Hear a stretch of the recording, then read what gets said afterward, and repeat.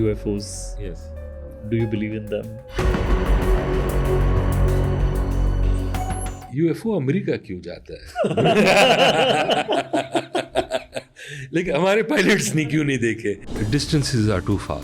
And if we accept what we know about science is that nothing can move faster than the speed of light. Greater Israel project that they have, it also includes parts of Turkey, parts of Saudi Arabia, including Makkah and Medina. Most of these Middle Eastern allies, they want Iran gone. Their grand strategy would be to have complete control over this part of the... Well, I mean, yeah, complete control or at least like influence. I know you're not a fan of predictions.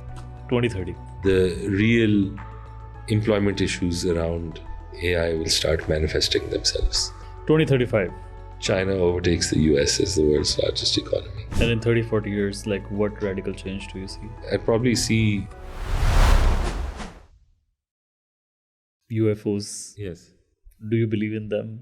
Alien life? Like fundamentally, do you think with the reality that we see, is there something more to that? I mean, contextually also, there are 100 billion stars only in Milky Way galaxy. And there are like trillions of galaxies as well. Yeah. So chances of alien life, because we are made of all the atoms or the elements that are in abundance out there in the universe. Huh. What comes to your mind when you think about alien life? So, I mean, I'd like to believe it would be interesting that there is aliens and we'll meet them. Lekin, the problem is that again, I'm not a scientist, but out of interest, what I know is that distances are too far. And if we accept what we know about science is that nothing can move faster than the speed of light. So, it takes God knows how many thousands of years before we can get to X, Y, and Z, which is a size similar to Earth, which has water as much as Earth. And again, that's a massive presumption that every planet that has a similar composition or distance from their main star like Earth does, that will be conditioned for life. We've got it here. So the thing is that, this question has always been up to scientists, like the point that there is more planets than there are grains of sand on Earth. So if there should be life, but why haven't they said hello yet? And it just might be that, it's just too far. Yeah. And I think like the closest star, Alpha Centauri, something like that. That's like 4 light years away. Yeah. So if you travel at the speed of light, it would take you 4 years to reach to it. Yeah. And I mean, I don't know how far it is exactly, but the other point being is that to travel at the speed of light requires infinite amounts of energy, right? It requires like massive... So the question really is that, it's probably there, but the whole presumption is that even if you look at science fiction, how does science fiction get around this particular problem? Is it just say there's FTL, faster than light technology? Yeah. How that exists, we don't know. Yeah. Right. So that's a device within science fiction, and theoretically it might be possible in one way. The other is wormholes, but wormholes only takes you from point A to B. Does that mean that there is life at point B? There's no guarantee of that, even if that distance can be traversed. So, I mean, I think that, it's just on the basis of probability. It sounds the fact that we are the only Shakar in the universe and there must be somewhere else, but it seems from our knowledge of science at present that it's just too far for them to make. There's also this, I might have mentioned this before, but I've always been fascinated by this particular thought experiment. There was this one physicist, and I think, if I remember, it's called the Fermi Paradox. And I've always loved this idea because it has implications for what has happened on Earth as well. One of the answers to why we haven't been contacted by alien life is what the postulate was, that any civilization that develops really advanced technologies. Those advanced technologies can also be used by war, and that the rate of advance of technology always outpaces the ability of cultures to use them. So that means you have, let's say, AI has come. Yeah. No one has prepared the earth for how to use AI. It's all being done independently, and tomorrow a rogue AI could set off whatever nuclear missiles we have. It could cause us to die. So the rate of advancement of technology, when it outpaces the ability of a culture to use them responsibly, it can cause the self-destruction of that civilization or life form. So the idea is that they're all dead. And we are also going to die. Yeah. Because we will create something that is going to kill us. Yeah. Which, by the way, doesn't have to be AI. It doesn't have to be nuclear bombs. It is already, from the worst trajectories, is already happening. And that is our burning of hydrocarbons. That the earth will be just too warm to sustain. Yeah, to sustain. And so these UAP files that America has recently released, something like that coming from a government with proofs. Although if you have seen those videos, तो देख के फिर भी one wonders why it is of this quality. But how do you see that, and what do you think? What's the rationale behind it? I mean, I think the demand has been there for ages, and the only thing that I have as an interest is I was in school and I asked my teacher this. UFO America क्यों जाता है? Like हमारे pilots ने क्यों नहीं देखे? Right? So I mean they've got videos. Some of those videos are. लेकिन जो हमारे pilots को नजर भी आए वो space station उनको नजर आ जाता है. Space station नजर आता है, right? So I mean I've just wondered is like if you believe in this stuff, you're more likely to ascribe any phenomena to it. Some of those videos are genuinely like. If there is a spherical object, jo inke radar ya jo whatever their videos are, we see the grainy footage, and obviously some of it's at night. It's also at great distances. They move in ways where you can't see the propulsion system, and they move in ways that if there was a human being inside, wo to mar jata. Yeah. Because the G-force of suddenly coming at this, stopping immediately and then going like this is going to just kill you. Right? Even a jet which has to, take a whole loop, right? The amount of G-forces on you, even though it's going in a smooth circuit, it's just immense. It can knock you out. Those trajectories that those UAPs are doing, it's very unlikely a human being can be inside, at least from our current understanding. I don't know what those things are. But again, the doubt that comes in my mind is like, if they've come from that far, and they've managed to transverse, or they've traveled for thousands of years, I don't know. I mean, to what end? And number two is that, why America? Right? Like, why do they go there? And so I'll give you another example. It's like, if we've got the map here, right? But if we had a globe, and if America was at the top, right, of the axis that was going, and it was right there, and I'd say, okay, maybe when the guy came in, so that's the first point of landing. Even that's not true. Yeah. Right? The other possibility is they decided to go to the most advanced nation. And so, like, some of the sightings are actually near the nuclear facilities as well. Those like that they claimed. So they might be interested to know what we are up to. But I'd rather wonder why they haven't gone to Russia, France. Pakistan आ जाते. We've got one in Karachi. Kanoob चले जाते हैं. ठीक है ना? वहाँ हमारी nuclear facility है. हमारे भी 100 बम है. Right? यहाँ आ जाते हैं. I just don't get why there is such a disproportionate number of sightings there. The thing that I don't understand is like they've got all this video evidence and all that. I do believe there's something.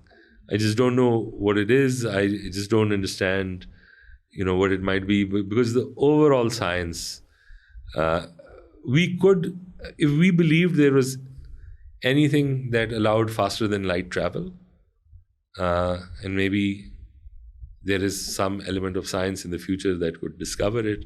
But from our understanding of things right now, I just don't understand what they are, why they would be here, and if they're that advanced, why would they come within visual range of a jet and be captured and then run off without destroying the jet? So it's interesting. Probably like it.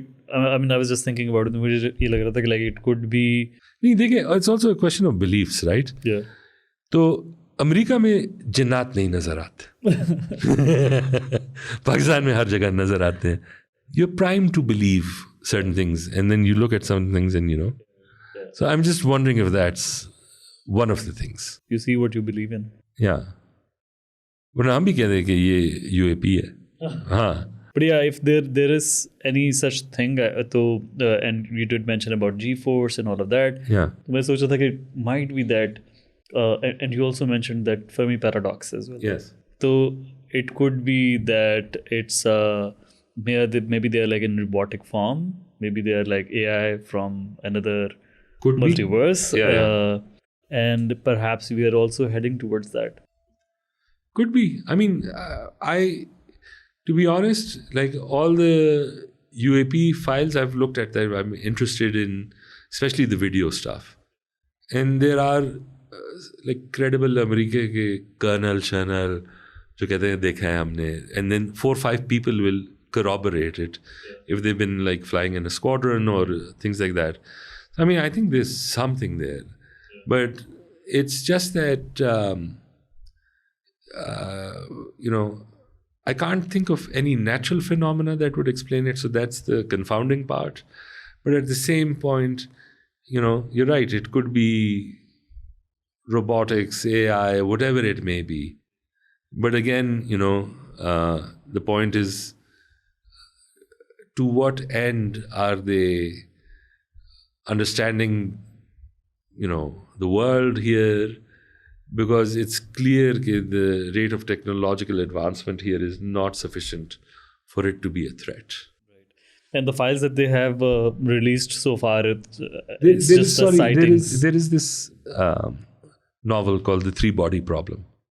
And it's written by this Chinese author. And in some of the questions that you were asking me early on is like, why is war or conflict inevitable? Right? So like when the US sees XYZ becoming, and there's a problem of, potential contestation for whatever is available. In the three-body problem, one of the key elements of the series or the books is that Earth receives a message or sends it out, I forget right now, and, it gets acknowledged, and then they say, "Ab khatam ho gaya." Because why are they going to think we're peaceful? Okay, there's another civilization out there that understands nuclear technology, has some very limited spacefaring ability. You'd be like, inko maar do before they become, right? That's how it would work. And fundamentally, that's also what's happening on Earth. But yeah, it's interesting to see all of this coming and being disclosed by the government, America se. वो Epstein file की वजह से. Epstein files से cover up होता है. वो उसमें बहुत प्रेशर था, तो पहले उसने ईरान पे हमला कर दिया. That wasn't sufficient. तो उसने कहा आप UFO रिलीज कर दो. Still, like, how do you see, for example, the Epstein files also? Like, do you think there are like deep, state secrets होते हैं, and वहीं immunity to the most powerful, and there are like a lot of things that the common person doesn't know. I don't believe it's like a massive conspiracy. अच्छा. Like आजकल पाकिस्तान में भी यही हो रहा है. हमने ये पिंकी कोकेनी अरेस्ट कर दिया, लिस्ट्स आ रहे हैं, we don't know if they're real or not. Some people are extremely influential, wealthy, उनके नाम आ जाते हैं. So there's going to be an interest to protect that person, right? In this particular case, if somebody is buying cocaine, they're just buying it for themselves. That's, I would argue, not the world's most massive crime. कि जो भी आप कर रहे हैं, you're doing it for yourself. The seller is a problem because that drug creates social problems. It can create, overdoses, deaths, and all that. In the case of, Epstein, he built a massive, my own understanding of Epstein is that why would these wealthy people need a man like him when you can procure women for money through other channels? And I think the reason he succeeded in creating this massive network was because he wasn't procuring women. He was procuring children. Young girls as 17, 13, these particular fetishes, which in some ways is a more modern phenomena now that the age of consent after Me Too and all that has been more established. Varna, if you hear the songs of the 80s in rock and whatever, they fetishized really young girls and all that. Yeah. And, a lot of these people are from that. So I just think that, he built his whole network of access. Epstein bhai ke saath party achhi hoti hai. Yeah. And, usme over time, people are compromised. And then there is a huge incentive for all these groups of people who've all met each other at these parties, who've all enjoyed each, their company in debauched ways, to protect that person. Okay.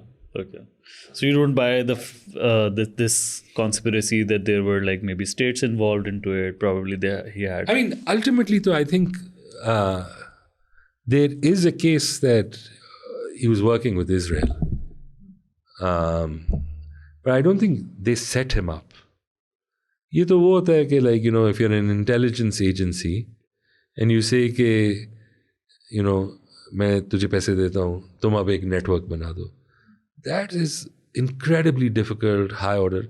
What you do is you find somebody who exists and you compromise that person, or you make them a partner. So rather than creating a person like that, you would need a lot of time and resources. So here is a person of influence. Yes. You just contract them to achieve certain goals. Yeah. Okay. So it could be just that. So I think that was quite possible. The problem with conspiracy theories is like it's too neat. Yeah. History is not like that. Right? It's never like that. Like if you look at the, Saudi would also love कि Iran was khatam ho jaye. But they realize right now that that's not good for us. UAE has no army, it has nothing. It's a big shopping mall. वो कहते हैं ख़त्म कर दो. उनको समझ ही नहीं है कि ये नहीं ख़त्म हो सकता. And no one's willing to accept कि अरबों में they're like done with Palestini. वो कहते हैं अपना इंतज़ाम करो, अपना कोई घर बार देखो. Right? It's difficult for them to say this now, but if you think about it, 5 साल बाद, if they have some solution for या कोई तमीज़ से फ़लस्तीनी के साथ करेंगे, तो देखो अमेरिका उनका बेस्ट फ्रेंड है, इजराइल अमेरिका का बेस्ट फ्रेंड है, और तीनों का दुश्मन ईरान है, तो फिर ट्रीटी तो होगी.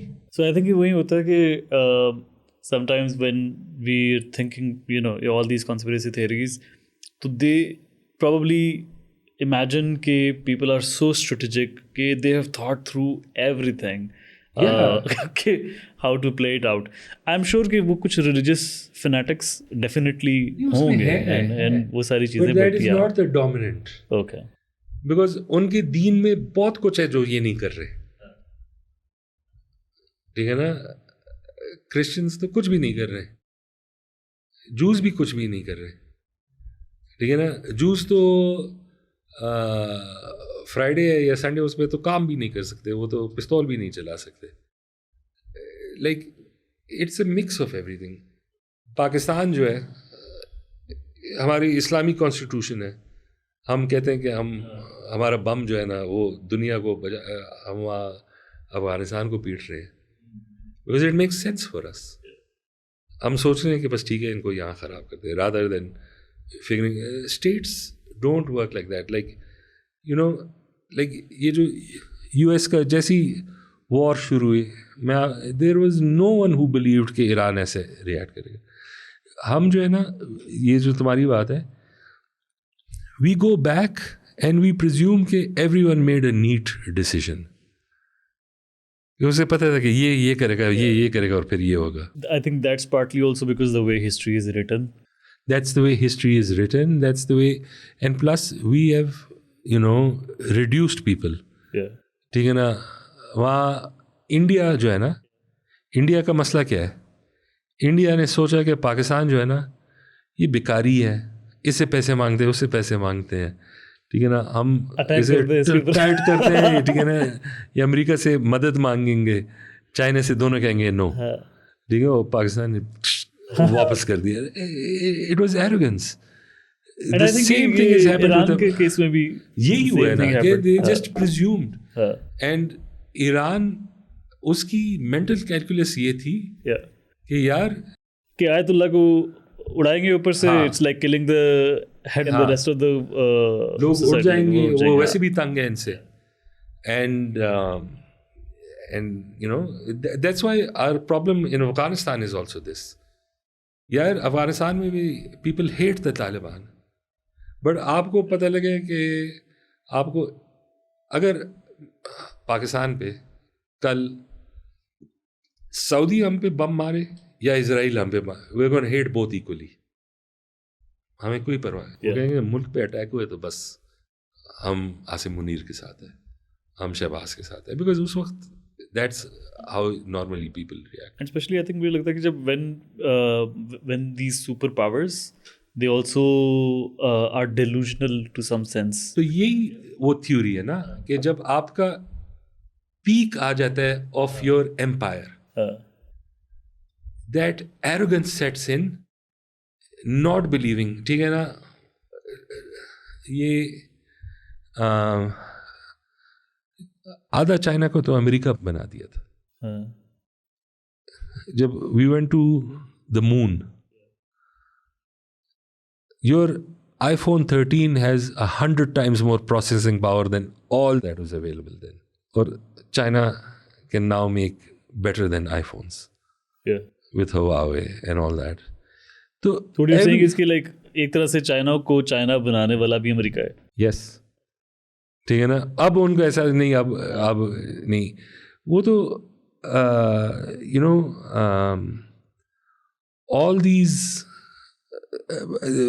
so when you say geopolitics ka jo, the frame is that just think about what is happening, what we know, what are benefits, whatever, and this presumption ke like वो मुझे याद है कि ख़ासकर पाकिस्तान में अब इतना नहीं है. 20 साल से हमें पता लग गया कि अमेरिका कितना नालायक है. ठीक है ना. मिडल ईस्ट भी वार दिया. पहले वो तो था कि जो हो रहा है अमेरिका करवा रहा है, जो कुछ भी हो रहा है ना, मेरा गाय मर गया, ये भी उन दलों ने मारा होगा. ठीक है ना, हमें गरीब कर रहे हैं. ठीक है, हमारा फ्लड आ गया, ये भी उन्होंने किया है कि वो यार पूरी दुनिया गर्म हो गई है. ठीक है ना, तो यहाँ से तो आएगा फ्लड अब. लेकिन अब जितना अमेरिका ने अपने आप को ख़राब किया है पिछले 4 सालों में, देखो इनका सबसे बड़ा फायदा क्या है कि द वर्ल्ड वांट्स डॉलर्स. अब लोग कहते हैं कि नहीं, find other petrodollar, other currencies निकालो. ठीक है. And it becomes a Ponzi scheme in a way if everyone stops believing in that. Exactly, right? Everyone, it is such a short-sighted country. Like, यही जो सारा देर एनालिस्ट सर्किट सब ने सोचा होगा कि ईरान ये भी कर सकता है, ये भी कर सकता है. बट नहीं, मजाल है कि इनमें ये इतने दलेर हैं कि हमारे साथ ये करेंगे. उन्होंने डे 1 से वही काम कर दिया कि ठीक है हम तो ख़त्म हो गए, सबको ख़त्म कर रहे हैं. और उसमें तो फिर यूरोप भी कहे कि नहीं, हम क्यों ख़त्म हो जाएं, हम क्यों तेल महंगा लें एंड ऑल दैट. तो that's the whole issue right now. I think वही द सेम मिस्टेक इंडिया ने भी की. लाइक वो जो दे फ्लू कोई 80-85 प्लेन्स पहले दिन ही, and then a lot of them were shot down as well. हाँ. So probably they were not expecting that. नहीं, they didn't expect it at all. मेरे ख्याल से पाकिस्तान भी तो थोड़ा कॉकी हो गया था ना after like ये conflict with India. हाँ. And this immediate conflict with Afghanistan later on. तो you see, that's what I'm saying is like हम कॉकी हो गए थे ना कि यार अफगानिस्तान को हमने मुल्क समझा है. सेंट्रल अथॉरिटी तो American they only controlled half the country. The other half the Taliban controlled. They never controlled the whole country. Sir, ये कंधार and main जो areas हाँ ठीक है ना, इनके पास तो ये था. So हम भी कॉकी हो गए थे कि ठीक है, हम भी इंडिया को हमने पेंटी, हम इनको पेंटी. ये मुल्क ही ऐसा नहीं है. काबुल में तुम उड़ा दोगे लोग, ठीक है ना. वहाँ हेरात में कोई और है, वो तो वैसे भी चाह रहा था कि ये अमीर मर जाए, ये हमारा कंट्रोल का. सो फिर लोग जो है ना वो तो यही कहेंगे कि यार हमारा मुल्क है, जो भी है, इन्होंने बमबारी कर दी है. I think they made the Taliban stronger. और आपके ख्याल से जो ये टीटीपी के पॉइंट ऑफ व्यू से वो भी उनका जो कंट्रोल है पाकिस्तान के अंदर, वो भी इस वजह से ज़्यादा स्ट्रॉन्ग हो गया होगा? नहीं, वो तो रहेगा. वो बात पाकिस्तान की सही है कि तालिबान आर नॉट विलिंग कि टीटीपी पे कंट्रोल डाल दे. यहाँ हम पे अटैक भाग जाते हैं, वाह, वो नहीं तैयार. And there might be still like many Epsteins out there who haven't been her exposed. जगह पाकिस्तान में भी होंगे. And they, because of the connections that they have, they get away with a lot of shit. I mean, Pakistan में है ना, everyone knows, like, I mean, how do bootleggers exist? Yeah. Right? Every country criminalizes different things. Right? So in the US, it was this particular thing. Like also here, you've got pedophiles in this country. You've got networks that have been exposed in Kasur, right? So I mean, they exist everywhere. What the Epstein files showed, and again, this is the interesting part, is that what it showed is that all these heroes that are projected, in particular, in this case, by the Western cultural machine of, you know, the modern Western ethos of its own particular morality that encompasses both freedom and responsibility.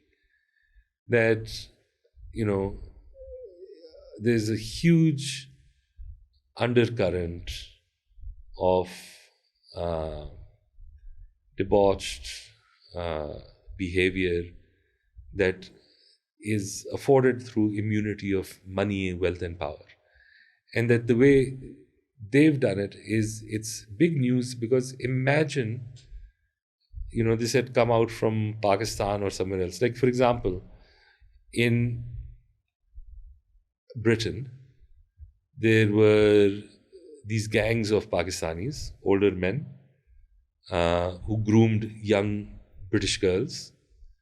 And wo aaj tak is a noose hanging around Pakistanis. They're all groomers.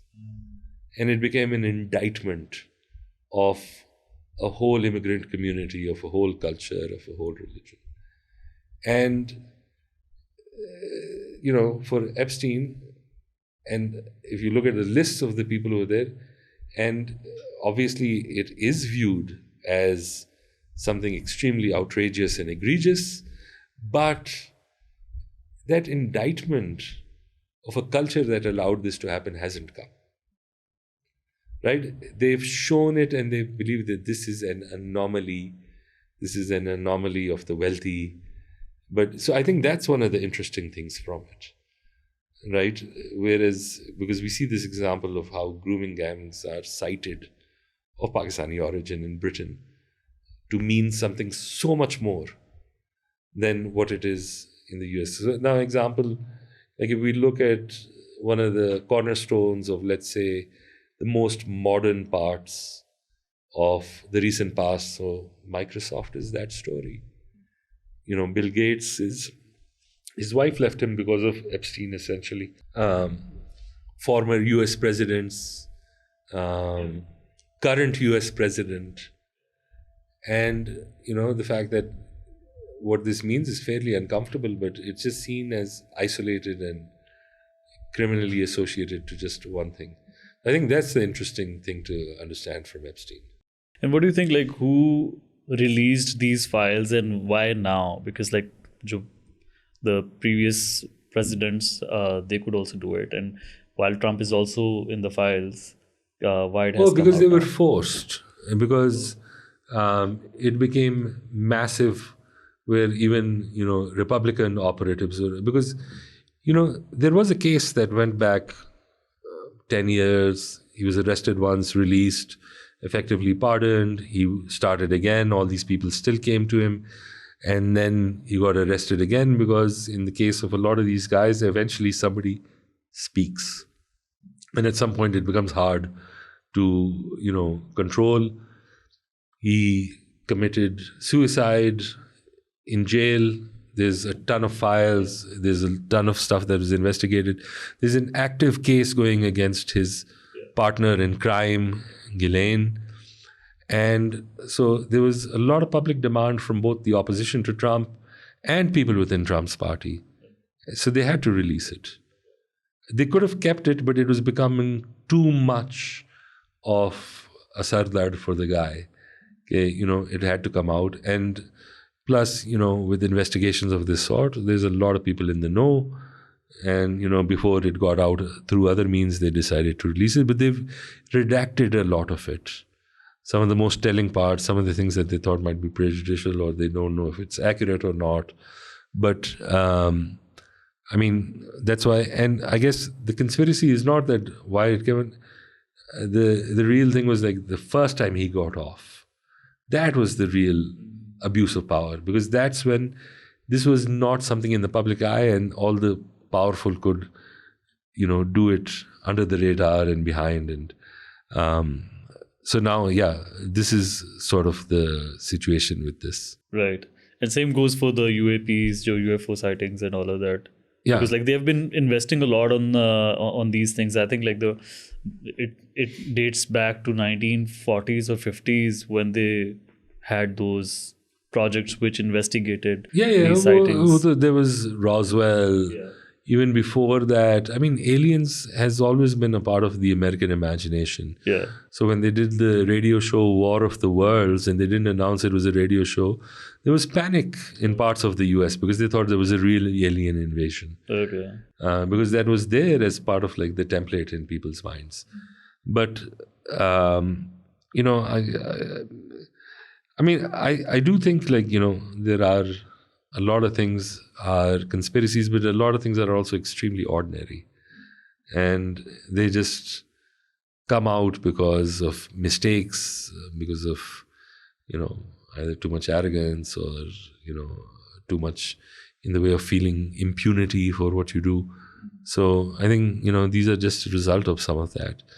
The aliens one, I just think, honestly, it sounds like a distraction to me. Right. For a president who is famous for, curtailing access to information, preventing the press access, for trying to, keep things hidden, like his taxes, like, the Epstein files and all that, to suddenly announce that, like, I'm a hugely open president and I want to give access to everyone for aliens because it's important, is actually for him a good element of PR at no cost to him. Mm-hmm. So a lot of his supporters would actually, since they're like a lot of them are also not very educated, so they would also see him as an honest person who just wants the information to be out. That's his hope, and the thing is about, he has a cult-like support amongst many people. Even if they found out tomorrow he did X, Y, and Z in the Epstein Island, they'll find ways to excuse him in his mind. Bhai to sirf beach ke liye aaya tha. Right? That sort of thing. So I just think like it's honestly just a gambit, and it hasn't paid off, right? Nobody's obsessed by this. People who are interested, but there is no smoking gun in it.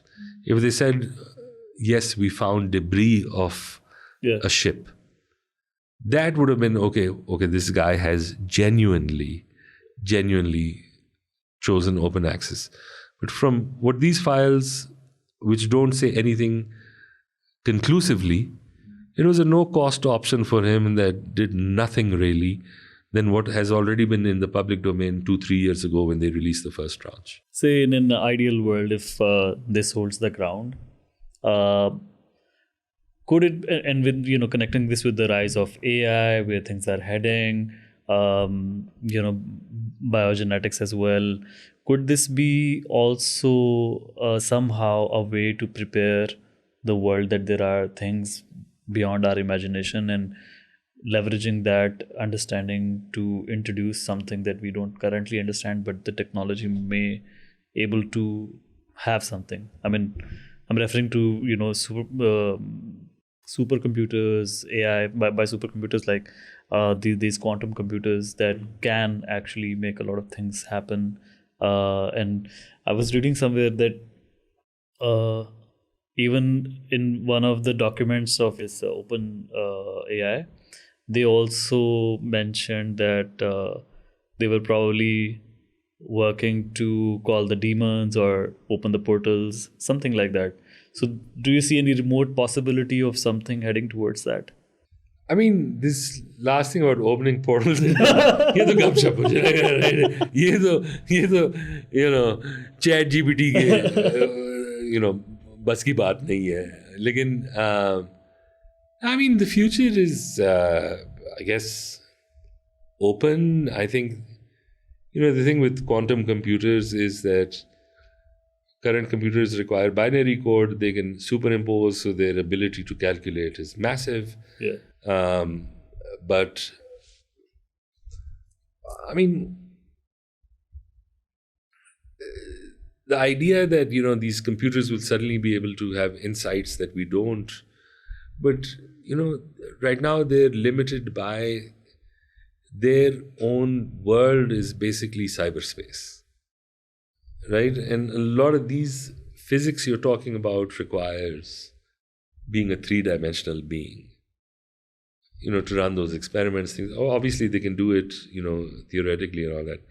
So, I mean, I think it's all open, but I don't believe anyone knows where it's going, right? Like, I don't believe a quantum computer is going to be able to, find the magic spell to open the portal or, anything like that. ये नहीं होने वाला.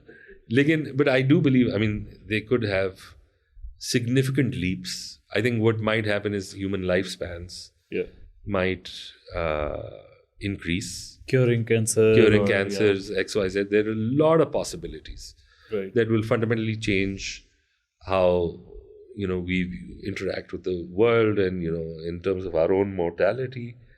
But I think some of the more fanciful things,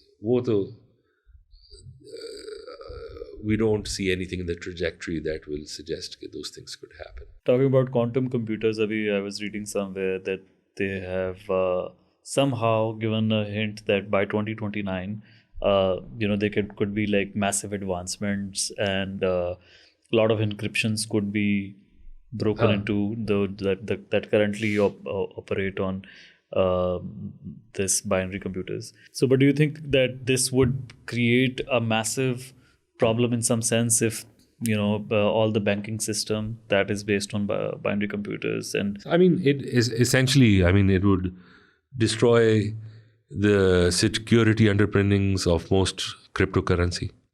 It would be an end to privacy online. It would also be a problem for not just the banking industry, but also in terms of most of your sensitive installations, military technology, because whatever defenses to keep unauthorized users out is based on some form of, cryptographs, some form of defenses that, a quantum computer may be able to break. But I don't know the science enough about this, but, the presumption then is that the security measures are going to remain 256 encryption or quantum computer. But most people the possibility could be is that your defense will then become and constantly evolving quantum encryption, right? Which keeps even changing its cryptograph second by second, which even if another computer has access. So the way that, 256 right now takes X amount of years to break, then if you have quantum to quantum, that will again take years to break. So the problem that we are foreseeing is that quantum computing suddenly becomes accessible, usable, and predictable. So at that time, for that moment in time, everything becomes obsolete. But, then leveraging quantum as a defense mechanism against quantum attacks should be able to create parity once again. Yeah. I mean, it makes sense because like all of these things would be happening in parallel. And so there is less likelihood that there would be a chaos in some sense. I mean, if, let's say, North Korea created the first one that could defeat, right? वो chaos होगा 1-2 साल, right? वो तो होगा. The US does but doesn't announce it. That chaos will be there for a while. But ultimately it'll catch up. Like, encryption won't go away. 2 years ago, we had a conversation about where things were heading to, or what do you think पिछले 2 साल में how things have turned out to be, and from geopolitics angle also, what are the forces and actors who are shaping the future now? So I think, I don't remember what I said 2 years ago. Yeah. So it was more generic. It was more generic. Yeah. But I would imagine कि कुछ बोला भी होगा, it would have been wrong. Things have been so accelerated and so dramatic that I think there are very few people who understood कि क्या होने वाला है. उसमें एक तो ये है कि they got a very unique individual as the president of the USA. Yeah. And that, of course, has slowly started breaking down what was accepted rules of behavior, accepted strategies. उसमें ये था कि people would understand कि इस framework में या X करेगा या Y करेगा, ये जो है ये Z कर लेता है. And not always to the benefit of the US. So I think in the past 2 years, what we've seen is something that has actually been moving forward in the past 20 years. We see things happening slowly, and then there's suddenly a threshold at which a watershed moment happens, and we realize things have been changing. So one of the big things that has been happening around the world is that where we are today is largely a result of the success of the previous world order. You see, China was allowed to grow. China started becoming the world's factory. Yeah. And China didn't do what countries like Vietnam or other developing countries did, which was they didn't just stick at the lowest end of the value chain, that we're just going to make cheap clothes, cheap jeans, or we're going to make cheap plastics. They went through the whole chain, right? They started making cars, semiconductors, solar, everything.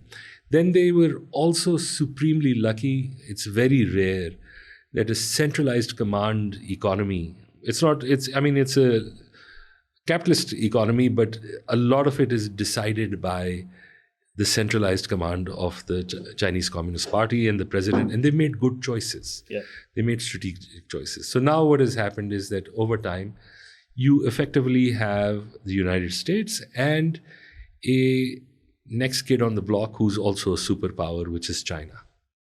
And then in one way, because of historical things like what the Soviet Union was, the weaponry they had, and then the energy boom that Russia has been able to take advantage of, it also became significantly powerful in terms of like the gas supplies it was doing to Europe and all that. So what happens is that when you have one power, they have access to everything. They have first right of refusal. But suddenly you have an emerging power. The same resources that were once uncontested are now contested. That's where pressure starts building in the system. And the unilateral position of America in the world has been eroding away for 20 years, and we've been seeing what's happening. So you've got China, you've got a number of other things that are happening. दूसरा ये है कि technology diffusion. It used to be that only America could make an F-16. Now China can make something better. India has a lot of technological prowess. Russia has a lot of technological prowess. So the diffusion that we've seen in technology has also taken away some of that advantage that was given to one player. And then the other thing is that one player, which was the United States, saw the benefit. If we keep a rules-based order, whether good or bad, it wasn't always based on rules. They did whatever they wanted. But if we kept it, stability around the world is good for us.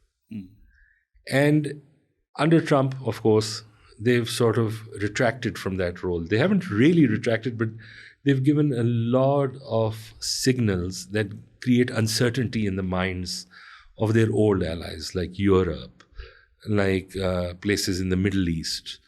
And because of that, we're now seeing that the world order is changing.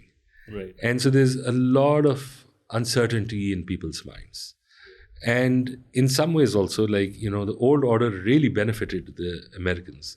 But just because of the way that America's own democracy is fraying at the ends, and you've got a president that's really leading by his own whims, he's actually reversed some of the things that used to benefit them.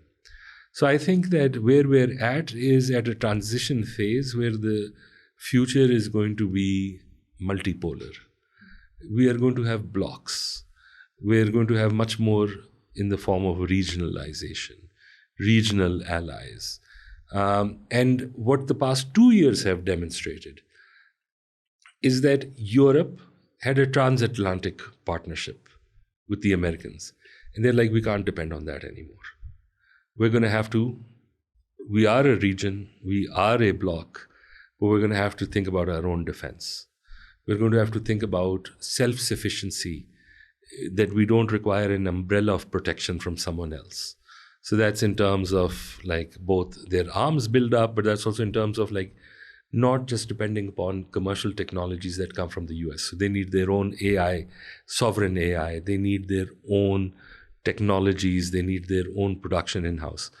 And because of this uncertainty, what has shifted around the world is that we've got an old form of mercantilism, where we're trying to get more and more production in-house. Yeah. Whereas before, the economic orthodoxy was that X will make this product because he's specialized in this, we'll make this. Everyone will benefit. Now we're saying, no, let's try to make as much as we can in-house. Number two is, how do we ensure that we get resources for the future?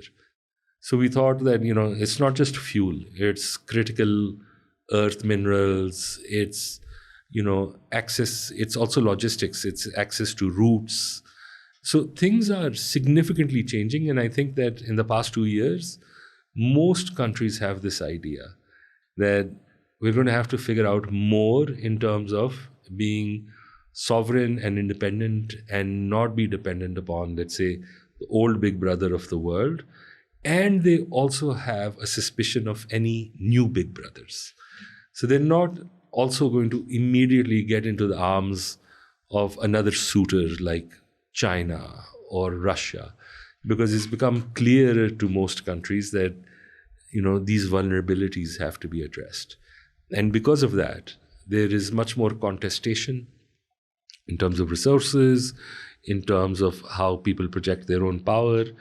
After a long time, wars have become easier. That sense that, we have to avoid this. Part of this started, post the Arab Spring, post what was happening in Syria. There has been a lot of war going on consistently at the behest of the US since September 11, both in Afghanistan, but also in parts of the Middle East, parts where they've destabilized and effectively neutered countries like Iraq and others. So for a lot of countries, the calculus of what we need to do has significantly changed.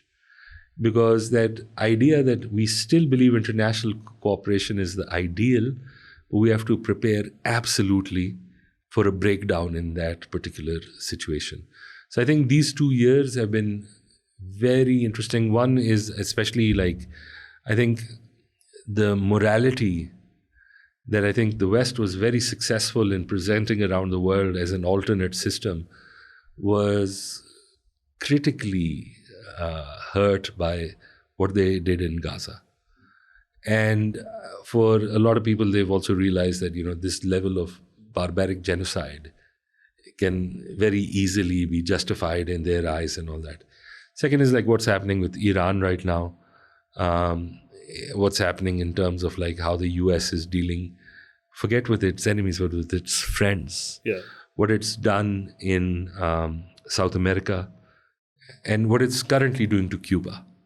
So for a lot of people, this is a sense that there is a redrawing of allegiances, alliances. There is a significant change in how technology is playing a part in people's lives.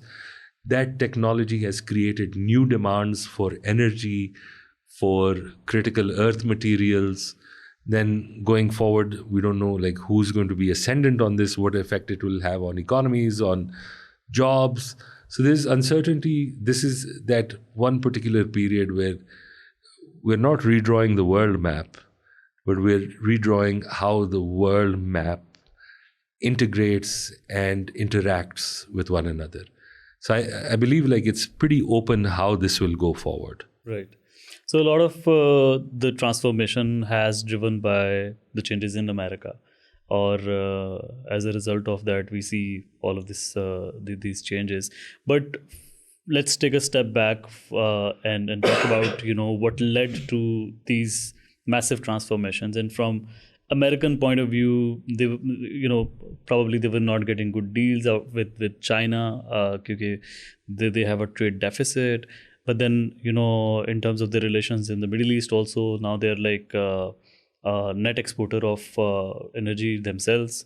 So, if you talk about exactly what rationale has gone into this sudden transformation, so what exactly do you think, what has led to this point that they're now very rigid in their approach? So, I want to clarify that, it's not just America. I think this was inevitable, right? When you have a country that is preeminent on the world stage, and then you have another country which is also massive, which has an economy that is also massive, who has technological, the moment that sets up, we've seen this historically throughout history. Any empire that sees another empire rising, there is conflict. Right. And some of that conflict is strategic, that let's defang them before they can do something to us. And that's part of the arithmetic of how states view other, adversaries or potential adversaries. So I think the fact that it's happened now may have been, spurred by decisions in the US or a particular president, but what has happened was inevitable. Right. It would have happened either 4 years later, 10 years later. It would have been spurred by X, Y, or Z. I'll give you an example. It could very well be at some point, it's highly likely that China is going to invade Taiwan. Right. It is not going to let go of its historical territory, even though it's a country on its own. And that could be a flashpoint for the future. That could have been the one that could have started it later on. The fact that, Russia invaded Ukraine and very quickly, basically, apathy started with the US because they were leading a lot of the response to this. And the fact that, Europe was also fairly happy to let America take the lead on quite a bit of it. So it could have been any number of things, but it was inevitable largely because the power dynamics were changing, and that we've seen in history. It's very simple. If you look at India, Pakistan, Afghanistan, if tomorrow Bangladesh suddenly starts militarizing, suddenly becomes very prosperous. Even though it's not as big as India, but India would see it as a potential adversary, a threat in the future. It's one thing, of course, that you develop, they've got historical problems. We're seeing it manifest right now. So I just think that, we can put a lot of stock in the decisions that have been taken in the past 5 years, 10 years, and say that this is what caused it. But this is probably what spurred what was going to happen anyway. And so I see a lot of this as being inevitable. And now on the question of things like the trade deficit and all that, these are things that America has become concerned with under this president. But, when you have a deficit, you're worried about partly the value of your currency, you're worried about your indigenous jobs, but, America may not have a product surplus, but it does have a services surplus. And not seeing itself as a country that does services, but it wants to have manufacturing back. That's a strategic decision. Yeah. But one necessarily that, is China's fault is not necessarily true. Because this is also a choice they made early on that, we would rather have design and other things here and, get cheaper product made elsewhere. And it's done at a very high level in China. And the other thing is that even though they might have that deficit, the dollar is in a very unique position around the world. Like most countries, when you think of a deficit, or when you think of, whether you have an export, import, you look at the balance of payments that happens. So let's say we take Pakistan's case. We have to earn dollars. Then we have a demand for dollars. Then that is dependent upon the demand for rupees, of which there is very low, it's only domestic. America can run a massive deficit and not lose significant value of its currency because there's demand for dollars all over the world. And they can just print more money? They can just print more money without having a significant issue. We print more rupees, we'll have inflation. They're having inflation now for a host of reasons. But, this argument, this is sort of a much more, I'd argue, a slightly old-fashioned view of, deficits and all that for a country that is very unique in its circumstances because its currency doesn't behave in the same way. Because look, everywhere around the world, the oil trade is denominated in dollars. There are certain countries who have effectively pegged their currency in the Middle East to the dollar. There are other countries which have a dollarized economy. Pakistan, where you look at how do you preserve capital in times of inflation, so you think of gold and dollars. So there's always going to be a demand for dollars. So, I think, again, there is this feeling that, the terms of trade between China and America were lopsided. But, to view it just as a, balance of payments problem is wrong because America is very unique in a certain situation, which other countries around the world just don't have that luxury. Right. And so why do you think that America increasingly now emphasize on manufacturing now?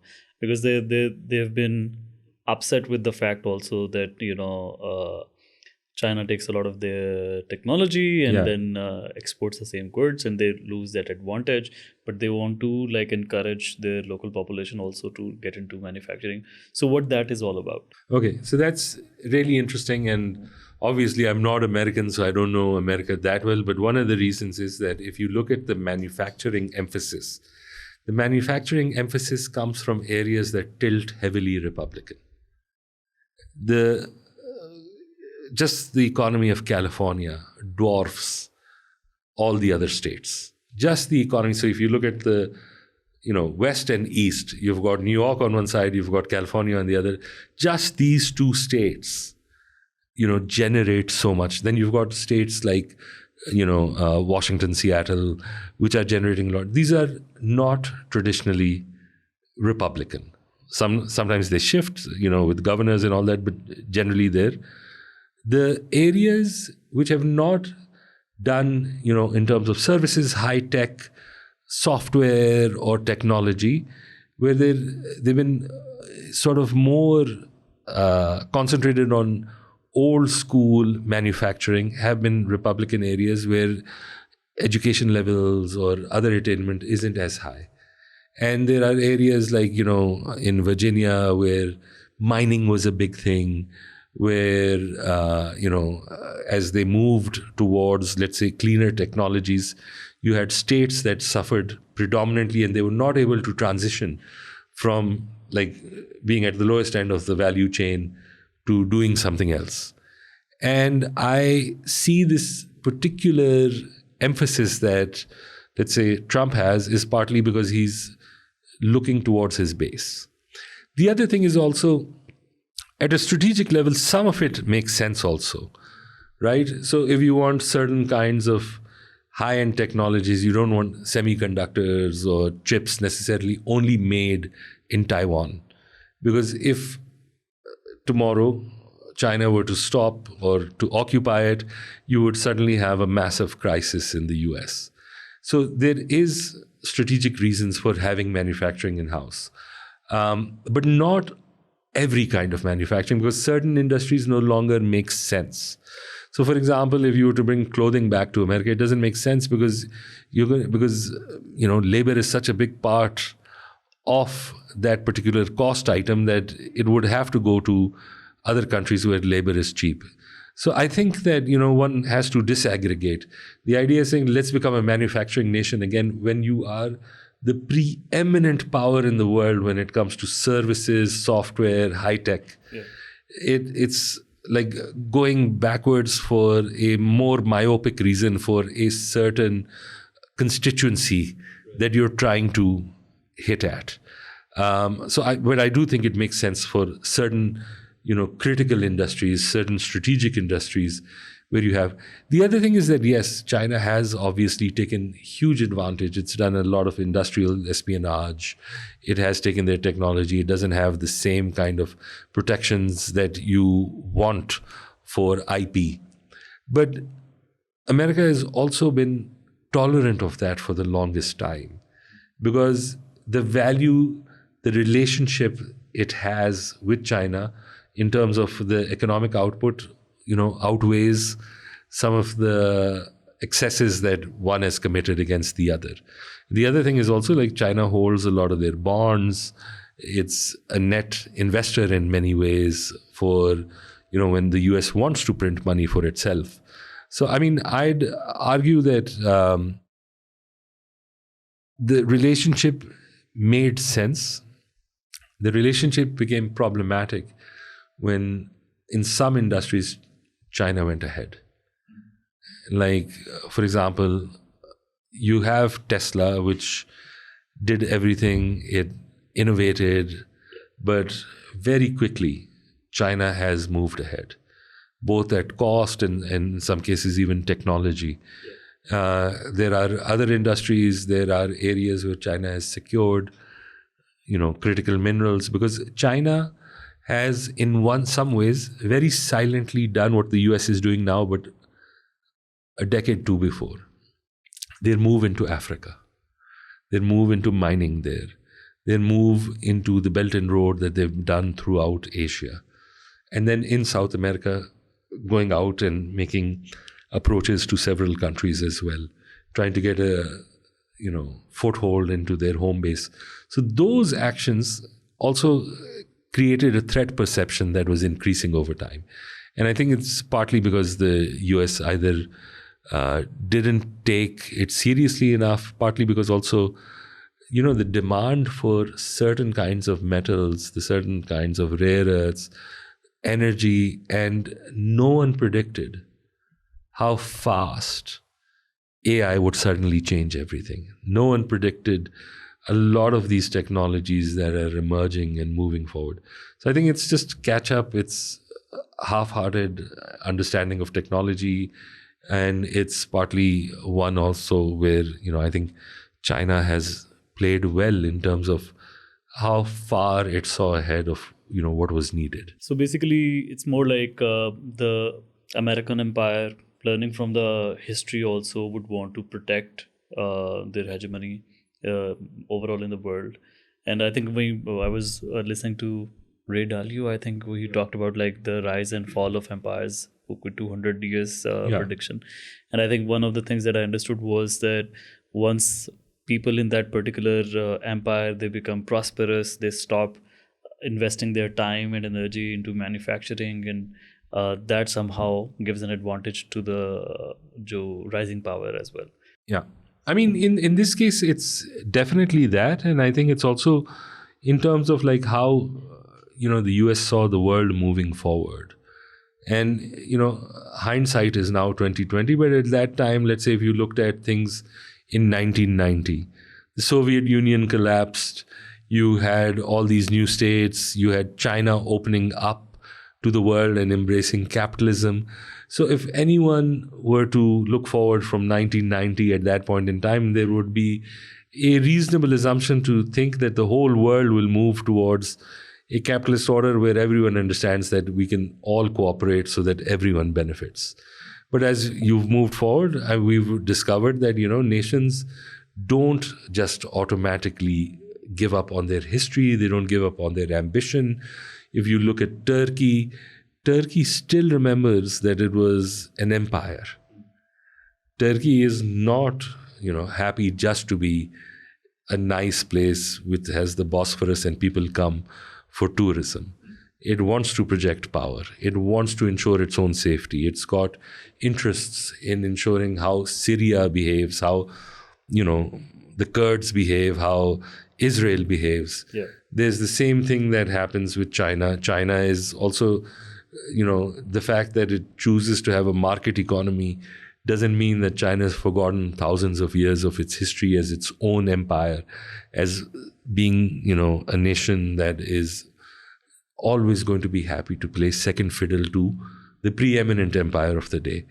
And so in the case of the US now, I think partly it's just played the role of being a benign empire in some ways. It wasn't that overt in how it extended its control. It would extend some control, but it also made an effort to extend benefits over time.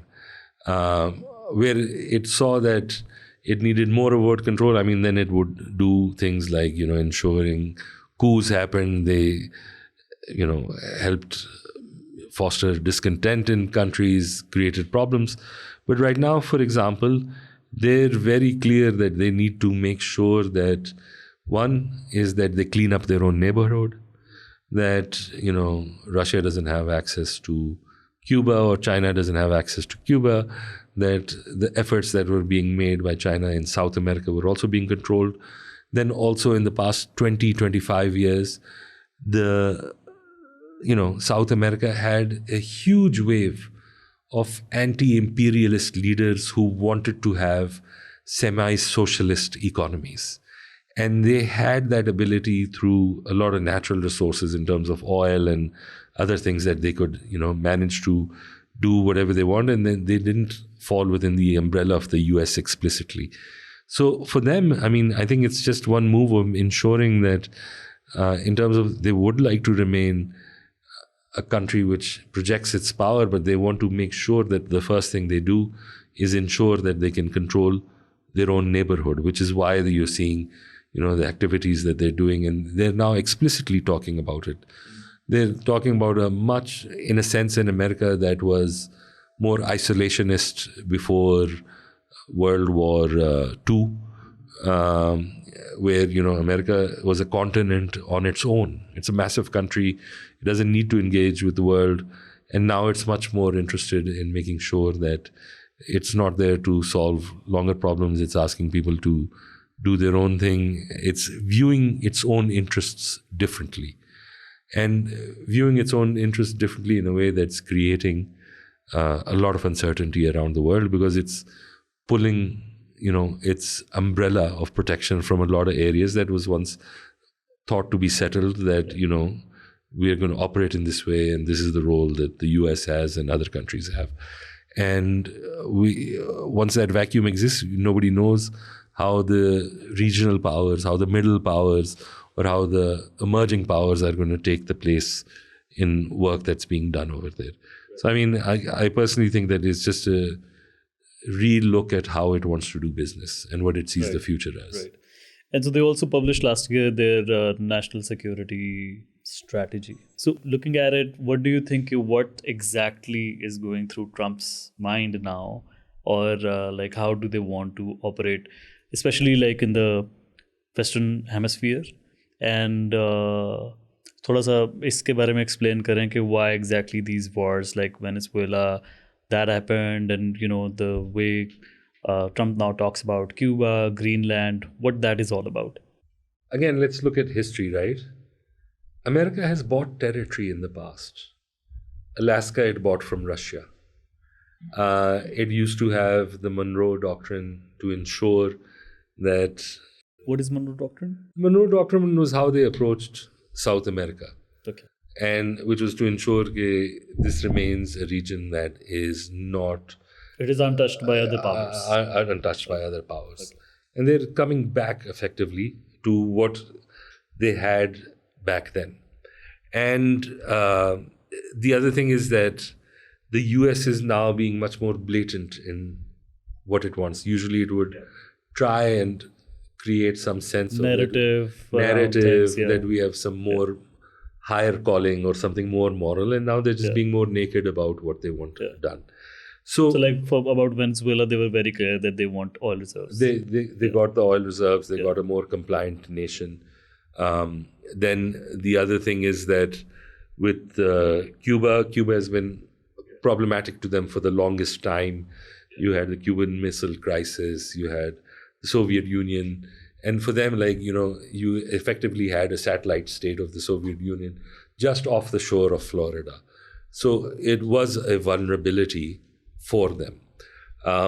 Then the other thing is that with Greenland, it's largely unoccupied, and they see a much more natural right to themselves than Denmark having it. And obviously they don't believe that the indigenous people have a right to it. And for them, having Greenland is massive amounts of potential resources. If they choose to mine it aggressively, then you've also got effectively routes, you've got access, even though they have a military presence over there. So for them, this is all just like a reworking of what is strategically safe for them. Right. And one would argue that, it's a bit of short-termism, because what it's done is that the United States didn't have to exercise hard power to get things done. The threat of the power of the United States, and at some level, where they had that narrative that, they were a more moral neo-empire than anybody else, has suffered at the hands of what's effectively happened over the past 2 years. And I think that in terms of, I don't think that the US, for countries that have had experience to its interference or its manipulations, trusted it anyway. But whatever vestige of, because soft power means something, reputation does mean something. I think that has taken a significant hit. And some of the strategy, of course, is extremely poor, because to get Greenland, you're going to have to deal with Europe. Right. I'll take you to the map here. Yes. So Western Hemisphere, this Greenland is part of Western Hemisphere, is it? I'm not great with maps, but yes. So as Canada and so this is Venezuela. Yeah. And what America, their grand strategy now is to have complete control over this part of the earth. Yeah. Jisme, they wouldn't allow interference from China, because I think China was also, Russia was also doing some trade with some countries, including Venezuela, right? Yeah. and their prime minister or president, whoever they took, he was वो जो उनका air defense system was also Chinese and all of that, right? So I think like as a like one of their pillars of their grand strategy would going forward would be to have complete control over this part of the. Well, I mean, yeah, complete control or at least like influence over much more without having to contest it with any other power.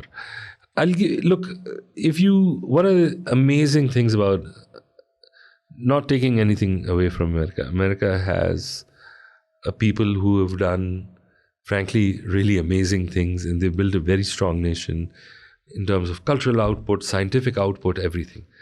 But they also have one massive advantage. It's a very big country, but it's a safe country. The Canadians are too polite to fight a war with them. The Mexicans are not going to fight a war with them. They have relative safety in terms of, these sort of things. Like, imagine you're just Pakistan. You've got problems at every border. Yeah. If you're Saudi Arabia has problems at its borders. There are countries like even China has to worry about India. And the US is particularly safe in this regard. And it's just extending that particular zone of safety, because it's not just China and all that. They've got other issues that they'd also like to control in terms of not just resources, but if you look at it, there's also crime, there's other issues that affect America as well. So they've got that going forward. But, it's not entirely new, because this sort of projection has happened in the Middle East for the past 50, 60 years. Their alliance with Saudi Arabia is again just to ensure that the flow of resources is unimpeded. Their alliance, with other countries like Egypt and elsewhere. In the GCC. The GCC. I mean, it's there to ensure that particular thing where, it's either keeping another power at bay, which at some point was the Soviet Union, then it became Russia in the Middle East, especially for Syria. But it's also to ensure the flow of resources. It's also to ensure that, a country like the United States is now integrally linked in one way, because manufacturing is also all around the world, components, but that most countries in the world are now vulnerable at this level.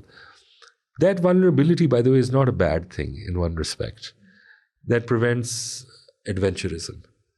So if you had a much more considered view about whether to attack Iran or not, and you understood what effect it might have prolonged on oil or gas, maybe another president would have thought, let's not do it.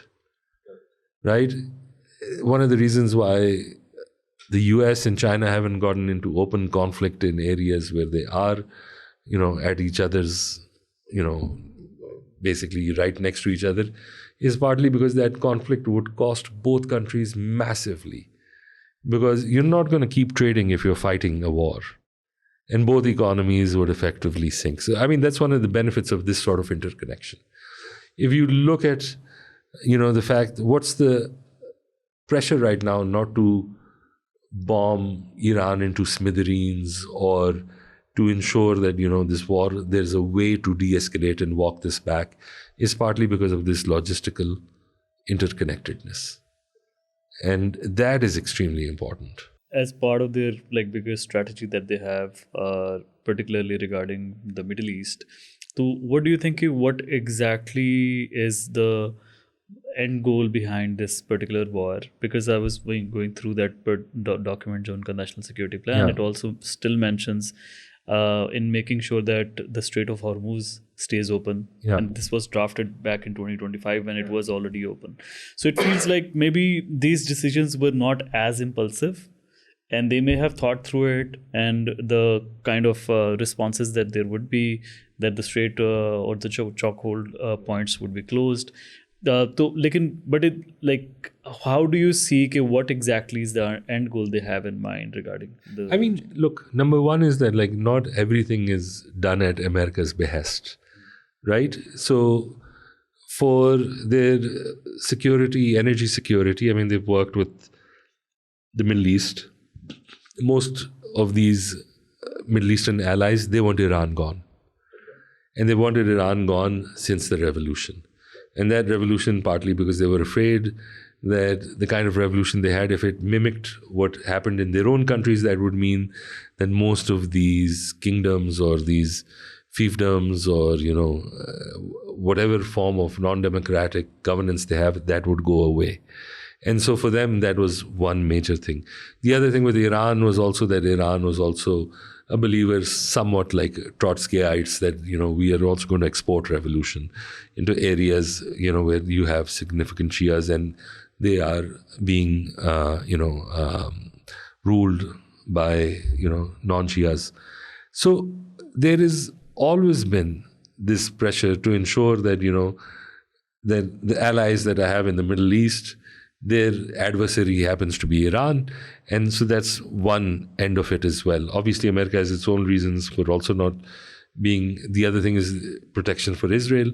One of the ways that before the attack of Hamas is that the aim that the US was trying for the longest time is that they also wanted their own footprint in the Middle East to be less intense and easier to solve through things like the Abraham Accords, which was to ensure that an acceptance by the main players in the Middle East by recognizing Israel and getting them, and which went quite far along until Hamas did its attacks. And currently, there are 3-4 Muslim countries that are part of. Yeah, and they've had. Countries like Jordan have had it for the longest time. Egypt has had it for the longest time, and at some point, it almost looked like it was inevitable that it would happen. But things with, Israel's response to Hamas effectively have put all of that on the back burner, because as Israel, basically got total victory and projected its power much further into Iran as well, which we thought was a no-go area, it's much clearer that, their ambition has increased. That the net security cordon that they want, what they call Greater Israel, which is partly rooted in religion, but it's also just to ensure that, the buffer zone of our security is as far as possible. Because for them, right now at least, they have problems with Syria, they've got problems with Gaza itself, the West Bank, then you've got Lebanon. So, their own perception of what is insecurity is fairly high in their eyes. And in one way also partly because that access constraining them, a great deal of it was sponsored by Iran. And access is Iran's network to Iran's defend network, itself. yes. And to project its own power. And what exactly this includes? The other powers include the Houthis. It includes the Houthis, includes Hamas, it includes other players in Syria, it includes its support from Russia. Right. So, it did have a power projection that went on that kept at least Israel at bay. And so, it's all convoluted. The history of the Middle East, the modern Middle East, and the way that it's supremely convoluted. This particular Greater Israel project that they have, that's probably the end goal as well for Israel, to have that buffer zone as far as possible. Yeah. And I think in biblical references, it also includes parts of Turkey, parts of Saudi Arabia, including Makkah and Medina. So that's a large piece of land. वो तो उनके nut jobs, they would actually believe that, they're going to get Makkah and Medina and all these areas.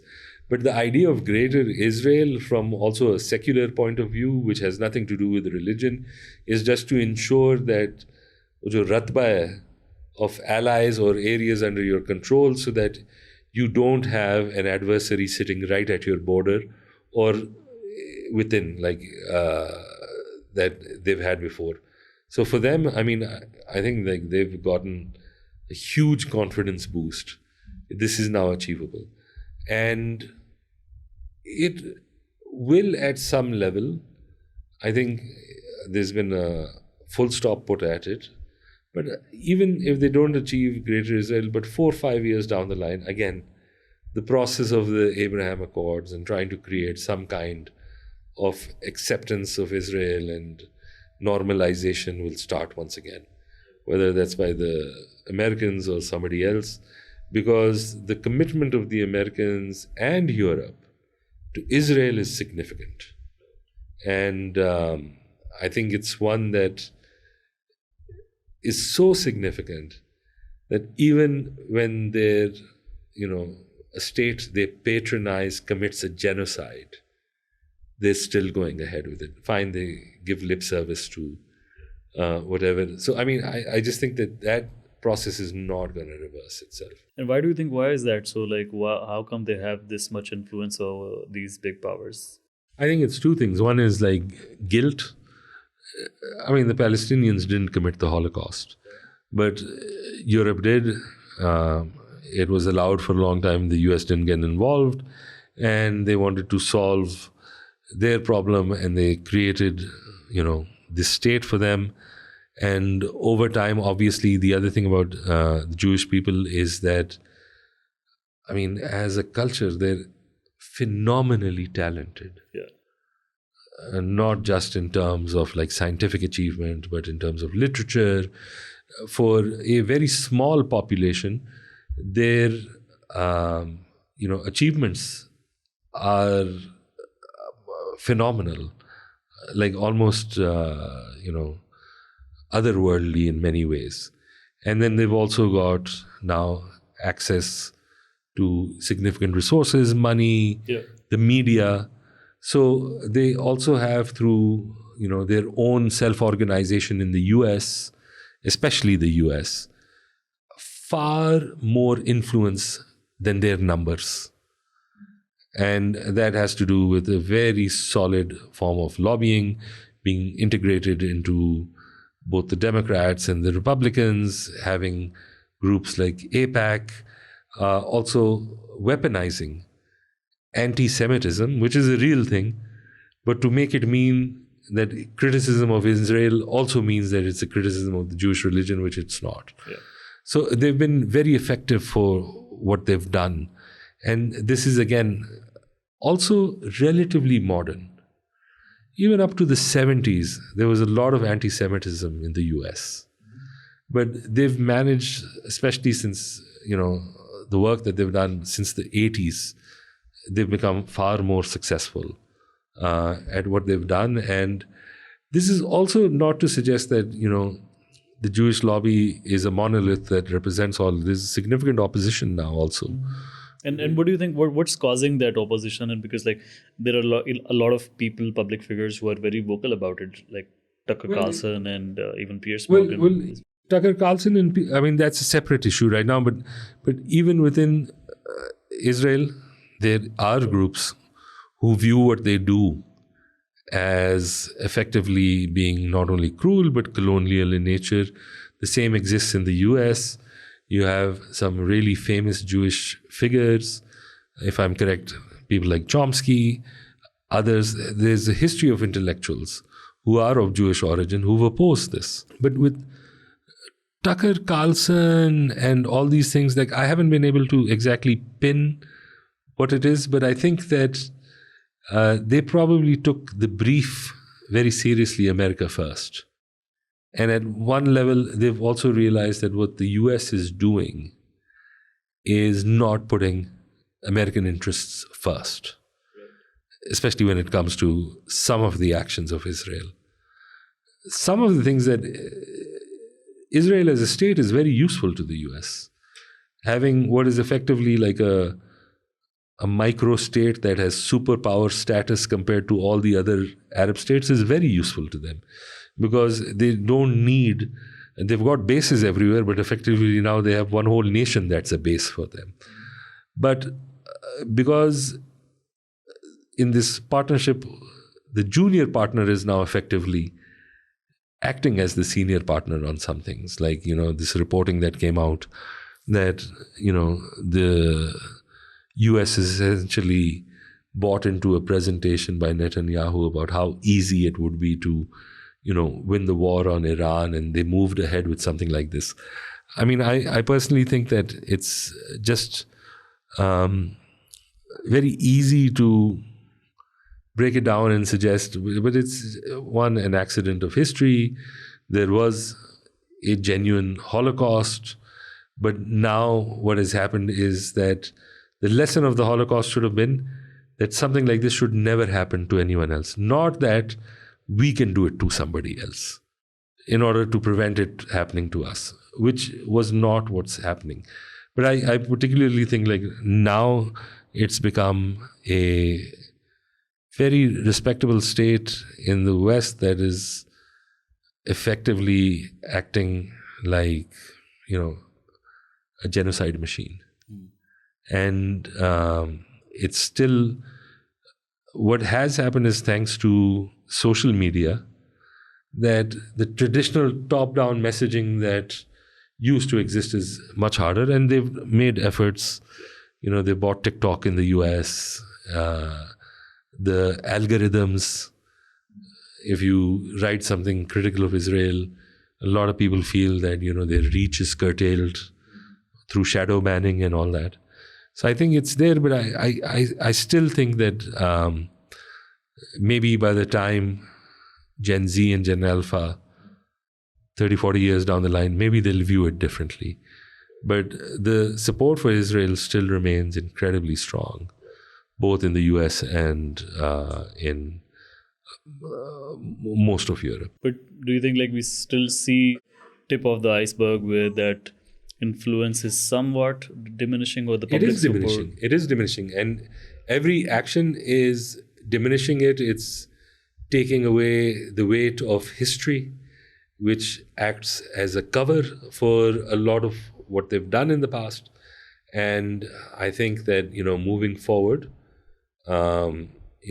Israel as a state that was created by Europe to atone for what it did in the Holocaust, or allowed or condoned, it's moving further and further away from that particular cover. And I think that is probably something that's extremely, extremely problematic for them, because the history of Israel is shrouded in the idea and history of victimhood. And now for younger generations, they're only seeing its role as an aggressor. They're only seeing its role as one that does not employ humanitarian principles when it conducts conflict. And there are like a lot of people within Israel and in US as well, the Zionists and people who are like fundamentalists. How do you think that they have had role in fueling this war on Iran? I think they do, because they create that environment, and every so often they're the ones in charge, and especially with somebody like Netanyahu in power, without a doubt. But I don't think that it's entirely a religious war, right? It's a war of, a state that has colonized a people, the Palestinians, is not willing to give them what they want or what they've occupied from them. And there is a portion of Israel, of people who are effectively secular, but who still support what the state is doing. And, it's almost a question of like being a nationalist, which has effectively dehumanized another people. And for them, Iran is not a war of, let's say, ancient Jewish scripture against Muslims, but it is against a state that is a theocracy, that has, created an axis of resistance and, insecurity for Israel.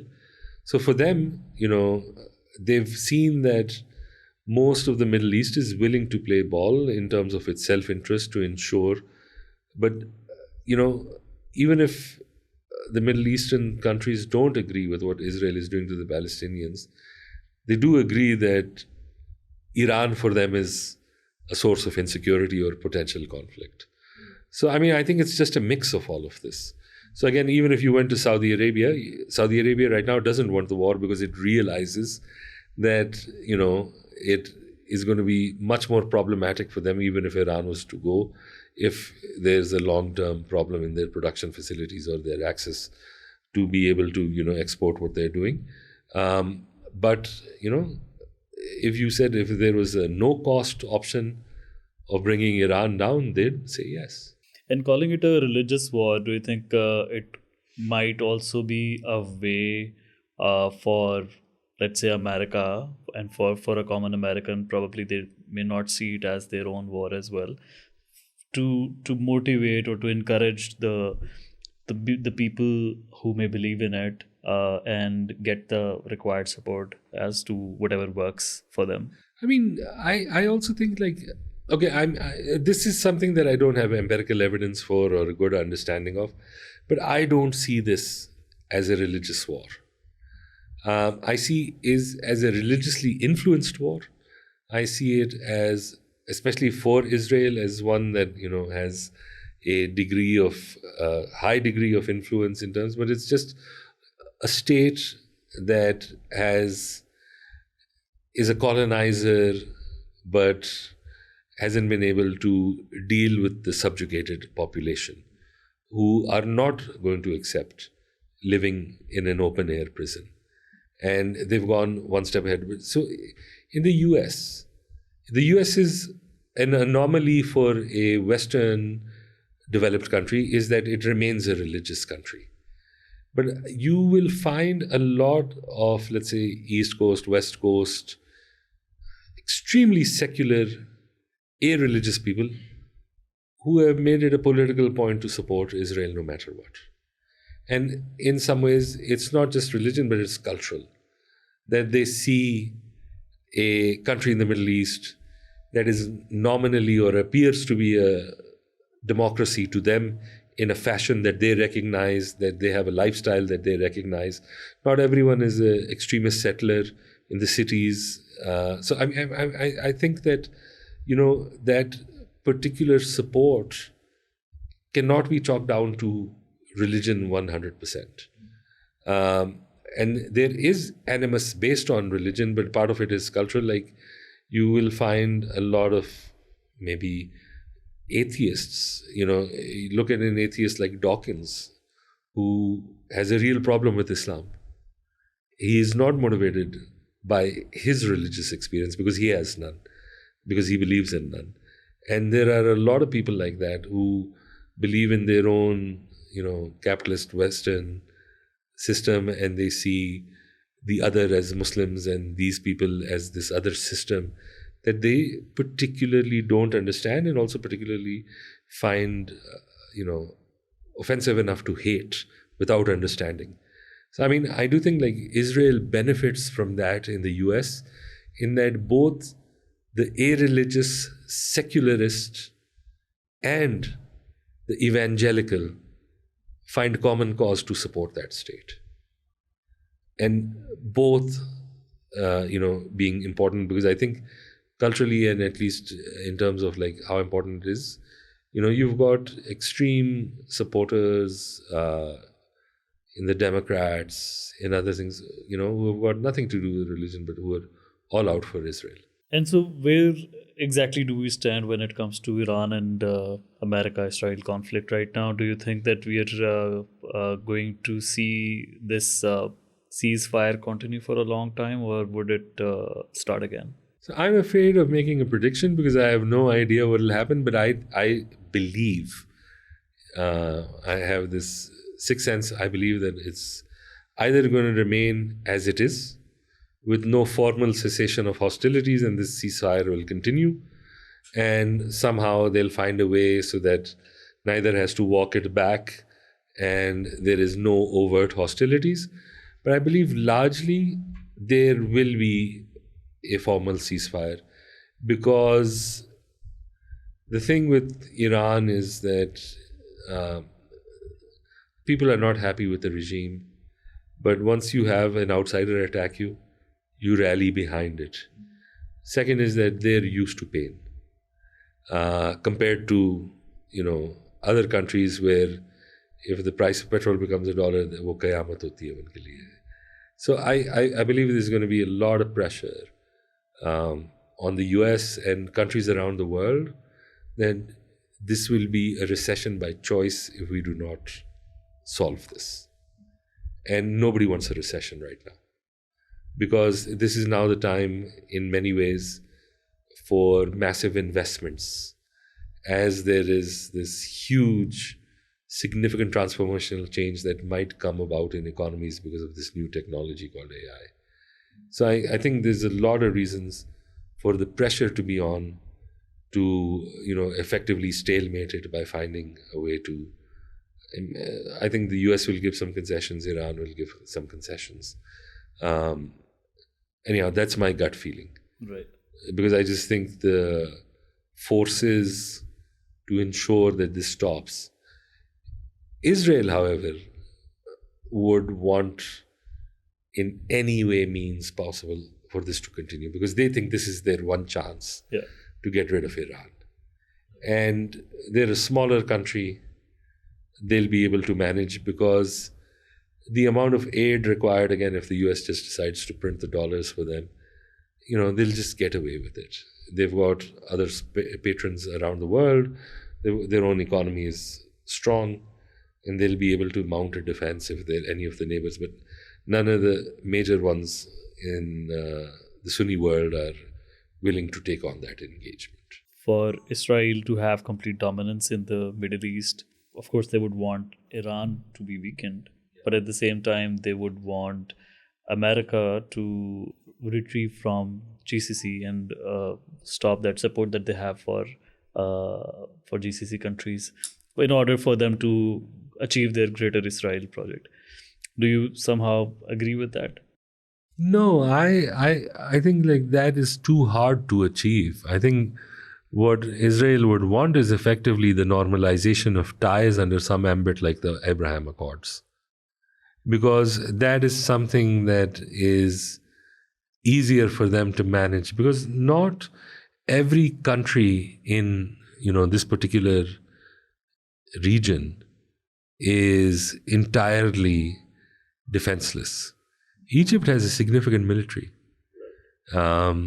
Even though they've got relations, but Saudi has now a pact with Pakistan.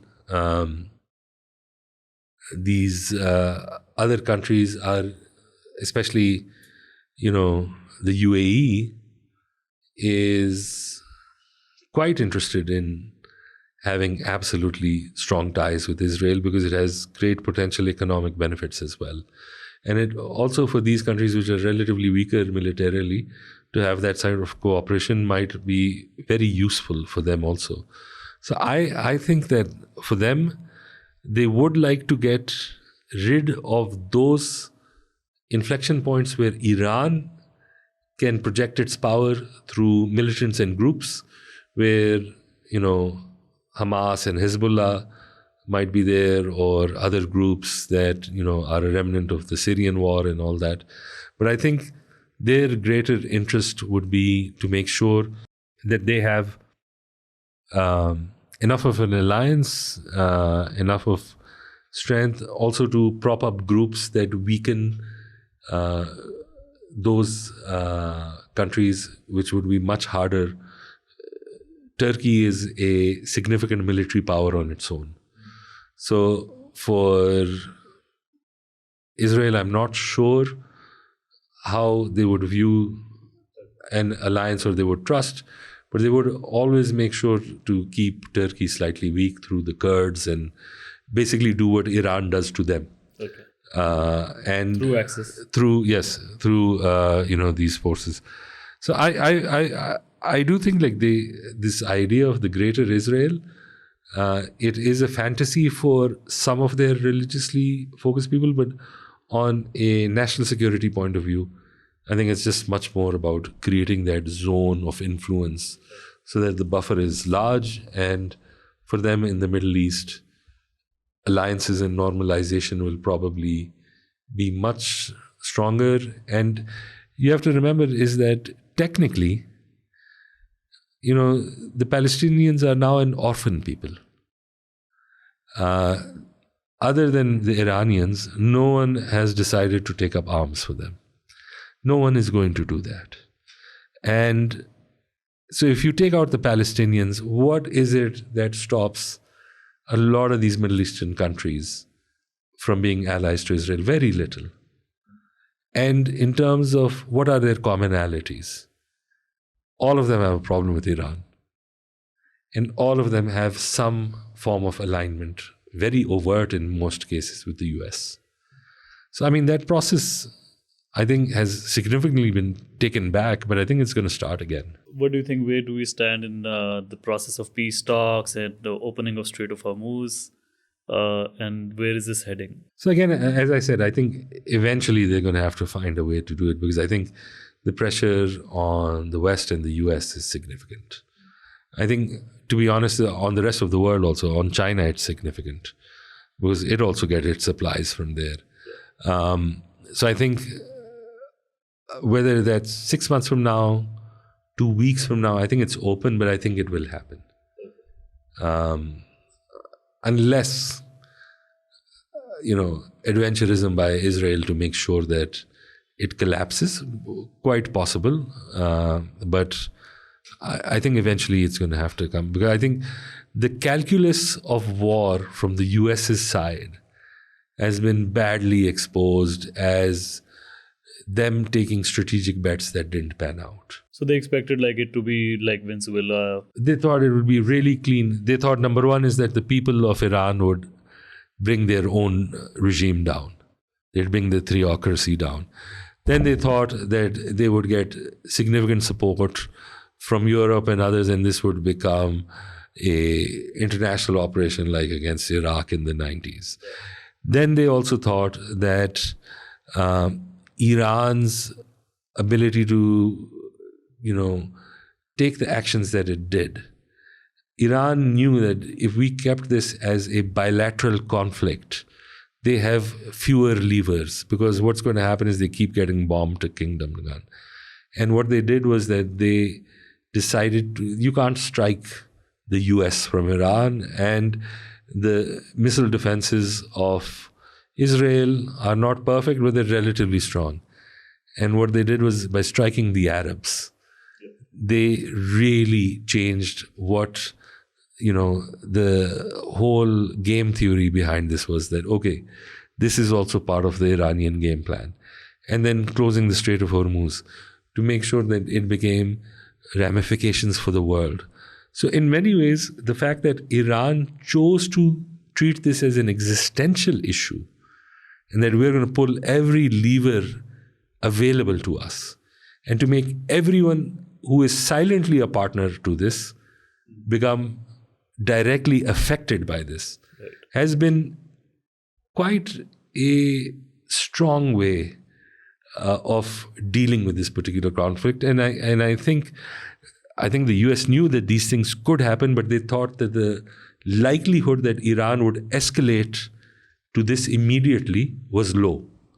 And I think that particular miscalculation has cost them heavy. And I think at that level, what Iran has done is brilliant. Because if it had chosen to say that we're going to just fight with Israel and the US, they would have exhausted their, stockpiles of weapons. They would have been very open. And by the time they tried to leverage these other things, which is attacking the wider Middle East and the Strait of Hormuz, they would have had a much lower ability to execute those. And if Iran continues to keep the Strait of Hormuz closed and collects that tax that they call, so do you think that it would become somehow a norm as well for other choke points in the world? Yeah, so I think that's one of the reasons people are scared of this, right? In a canal, you can take whatever tax you want, because it's basically either man-made or it goes through your country. Here, Iran suddenly deciding, this is my sadak, right? But it's also Oman's. And there are other points at which somebody else can decide. Okay, but I think the strength of Iran's argument of this, and I'm not sure like how seriously they would want to do this, because this is a hard sell. But it's also the fact that they can close the access from the Red Sea also through the Houthis, because the Houthis remain active and they're able to do this. So I mean, I just think that I don't see how right now, at least in my mind, how the US will be able to justify this, that as they've exited the war, they've basically signed over the strait, which is an international strait, to Iran.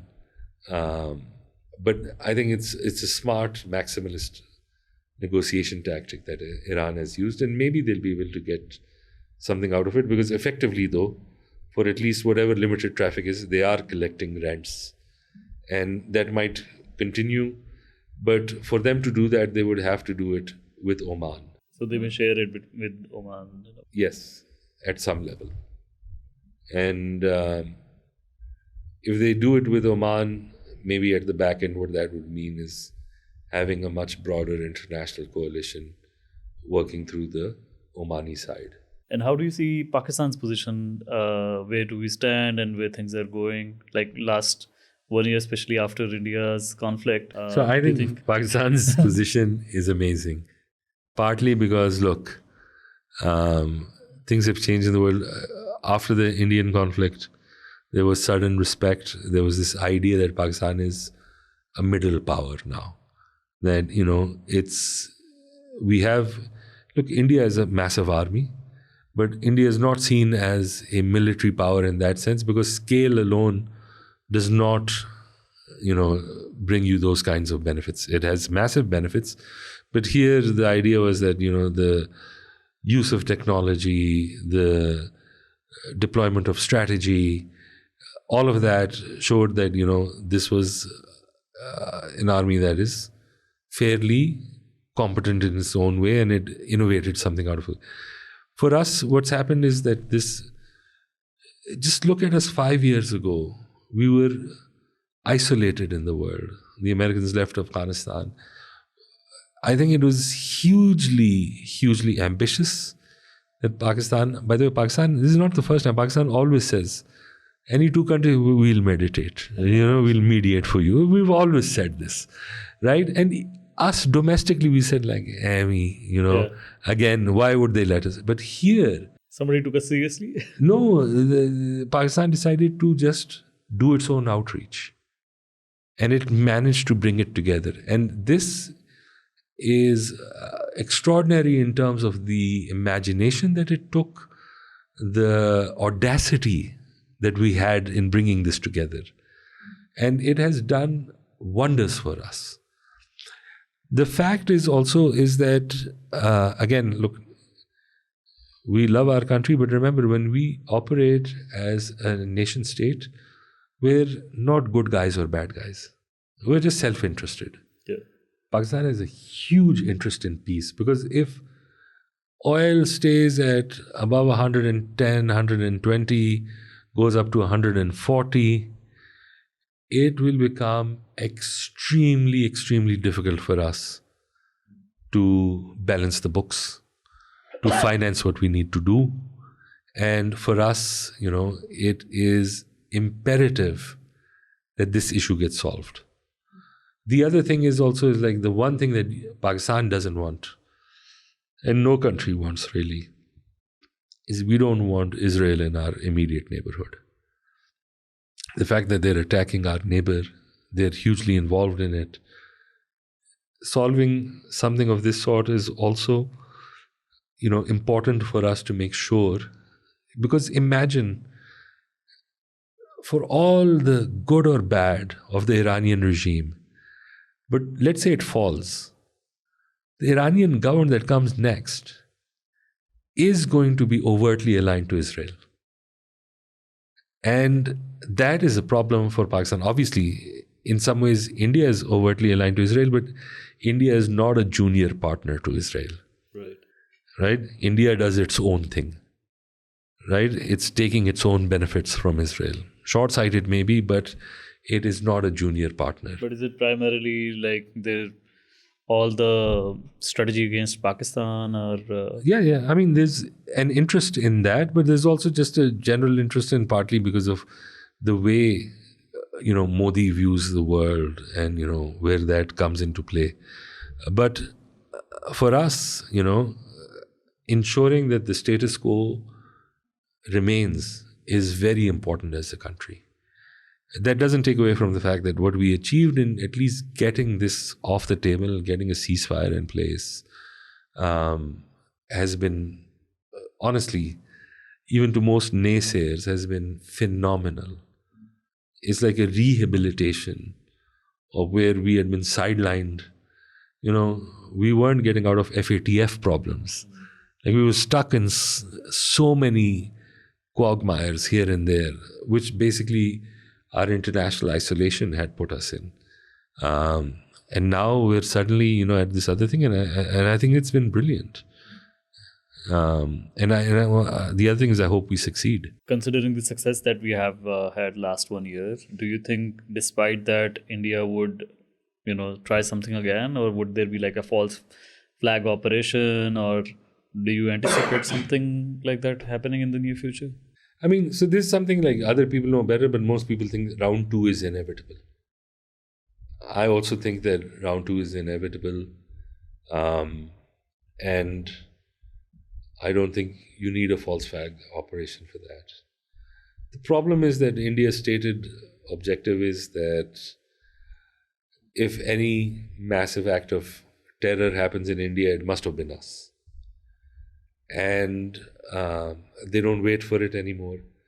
And this is also a strategic trap, which, by the way, we've also done for ourselves. So I'll just come to that. But India has, God knows how many secessionist movements. Not every province of India is Punjab or UP and all that. There are many problems. If it's domestic and it has to be tracked back to us, so strategically then you're put into this binder where they have to attack us.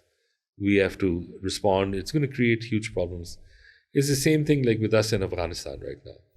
Like we've decided that, because we're not getting progress from the Taliban, that military operation is, but it also puts us in this backseat is that if we have some kind of significant thing which is tracked back to the TTP, and then does this mean that every future action for us will also mean something for us? That's a problematic position to be in. So, I mean, I particularly think for India, I think that it's inevitable that we're going to have another round. The only thing that I do think is that what India discovered was that going immediate to such a high level of escalation in war with us, without making the case to the world that we were responsible.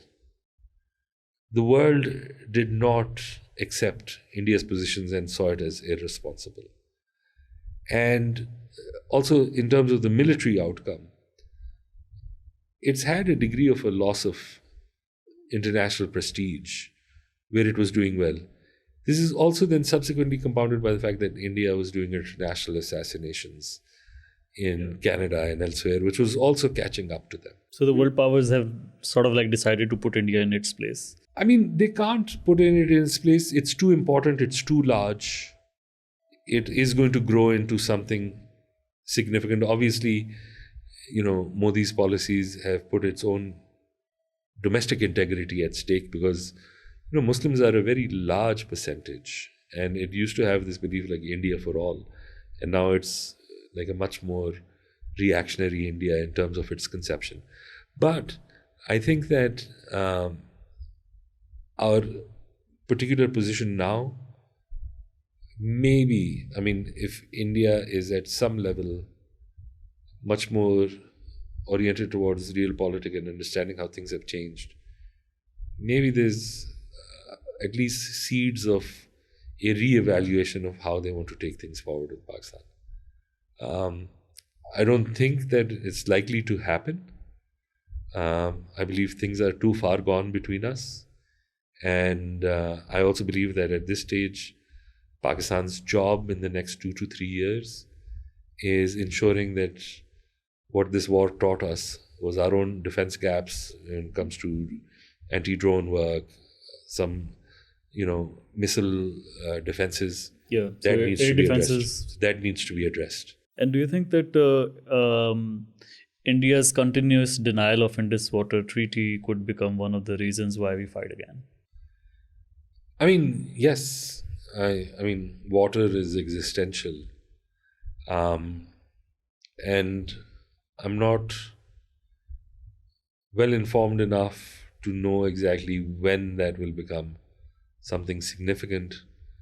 But I mean, that's one of the reasons why, I think that ultimately we don't have to be best friends, but we have to be acceptable neighbors. Because this particular conflict going forward, I think there's always going to be, my new understanding, there's always going to be issues. But to be at the edge of war all the time is going to be problematic, both for them and us. And that we have to find a way to walk it back. And it's happened in the past. I mean, we've had wars before, our country broke into, but there have been thawing of relations. There've been, so I think it's not out of the realm of possibility that we should get to there at some point. What do you think about our relations with Afghanistan? Is it going to be the same way now with the tensions going on? So I mean, with Afghanistan, it's so I mean, for me, look, this thing is true. Like, I think my analysis would be poor because I'm hugely sympathetic to Afghans. I think they've had the worst time. The Afghans that we had in KP while growing up, I hugely respected them, honorable people. I think that Afghans have been made a scapegoat in Pakistan because the ordinary citizen has nothing to do with, the Taliban. They've been, I just think, like, for us, I think obviously border defense is incredibly important. I think it is a massive issue that the TTP can operate out of Afghanistan. But we've tried now what we're doing, which is military operations. But the Taliban are not a group that is cut out to run a state. You need to give them a war for them to be effective. So they're like war economy strong. Yeah, their war economy strong. And that's the problem I have with this particular approach. That, because, tomorrow any country attacks us, we're all going to be with Pakistan. It's the same in Afghanistan, right? As much as the people may despise the Taliban, if somebody else attacks you, it's a problem. Yeah. And I believe that, eventually people are going to get tired of the Taliban because they're not able to deliver. They're not oriented to doing that. What they will eventually have in a Taliban in Afghanistan is that they're just going to parcel it out as fiefdoms, and it'll be one country, there'll be one nominal thing at the center. But, effective control isn't going to be that strong because the Taliban are not a singular entity in that particular fashion that some might be, because there are so many groups associated with it. So, I mean, I don't have an answer to this, but I mean, I think this is one of the tragedies that, it's come to this point where some of it also has to do with our own mistakes and, frankly, arrogance. Like, when the Americans left and we're talking about, the shackles of slavery are gone and, we're going to have tea there and all that, without realizing that, this is going to potentially go really wrong because they are going to want to exert their own influence. The Taliban are built around war, they're built around, regressive ideas. So, I mean, I just think that figuring this one out is difficult. So we've tried the kinetic option, and now let's hope that we can find a way to put this together. and to, work it out in a way that's not that. And the other way, of course, is just to make sure ingress is impossible. But our border is too long. And so in near future, do you think it is going to be same within South Asia, between Afghanistan, India, Pakistan, Bangladesh, the tensions? Do you think it is going to diffuse at any point soon, or is it going to continue the way it is? I mean, I think there's potential for having at least some kind of improvement with Afghanistan. With India, a good situation is even if we just don't talk to one another, but we don't do anything to one another. And with Bangladesh, things are really rosy because in their rejection of their old rulers, they've now, who were explicitly pro-India, they've now looked to Pakistan because a lot of their population blames the closeness with India as one way of making sure that, they break with the past. So, I mean, I think it's going to be a mixed bag. It's not going to be maybe extremely terrible. It won't be great, but it won't be too bad. At some point, everyone's going to realize that we can't keep this up forever.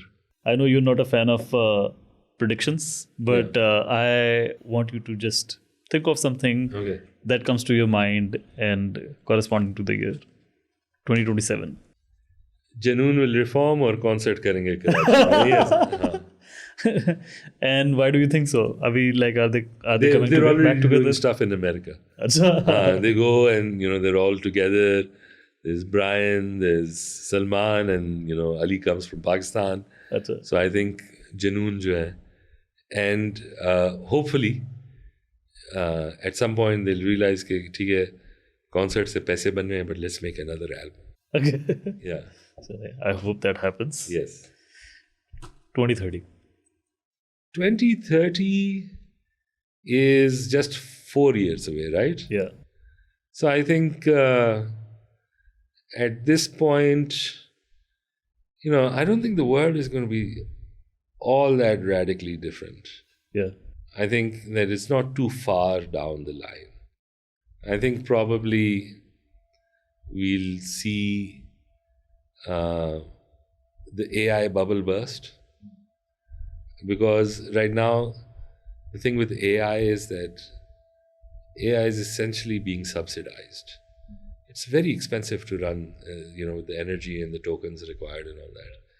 And I think then we'll find proper use cases. Or tab tak, the real employment issues around AI will start manifesting themselves. Okay. I think there would be some autocorrection as well. In the system, Maybe we find other parts in the economy to grow. Right. Yeah. 2035. 2035. What could be in 2035? I would imagine. I actually think that at this point, maybe China overtakes the US as the world's largest economy. Interesting. Yeah. And do you think they would inevitably have that conflict that you talked about? I mean, that conflict is already happening, but it's just being done bilaterally. It's being discussed. A tariff is actually a measure of non-kinetic war, right? You're fighting somebody else's goods. And, they've been using that against other countries, against China. They've done differential tariffs for their electric cars so that it does not sweep the market in the US. I think that, they're already having some form of detente over Taiwan, where, one is supplying weapons to, a country that another is claiming, the other is surrounding it with chips and all that. I think that the conflict is happening. I personally don't think that the US and China are going to have a kinetic war by 2035. But I think, conflict takes many forms. Right. Choosing a country to ally with you is also a form of conflict when both are courting, getting one to, deny the other. The fact that, China has so much control over a lot of rare earth materials, and they're controlling, what goes to the US and all that. I think that already exists. Maybe some of it will become more pronounced, but a war between these two might be limited, but it will be in a theater that is not in each country because they're so far away.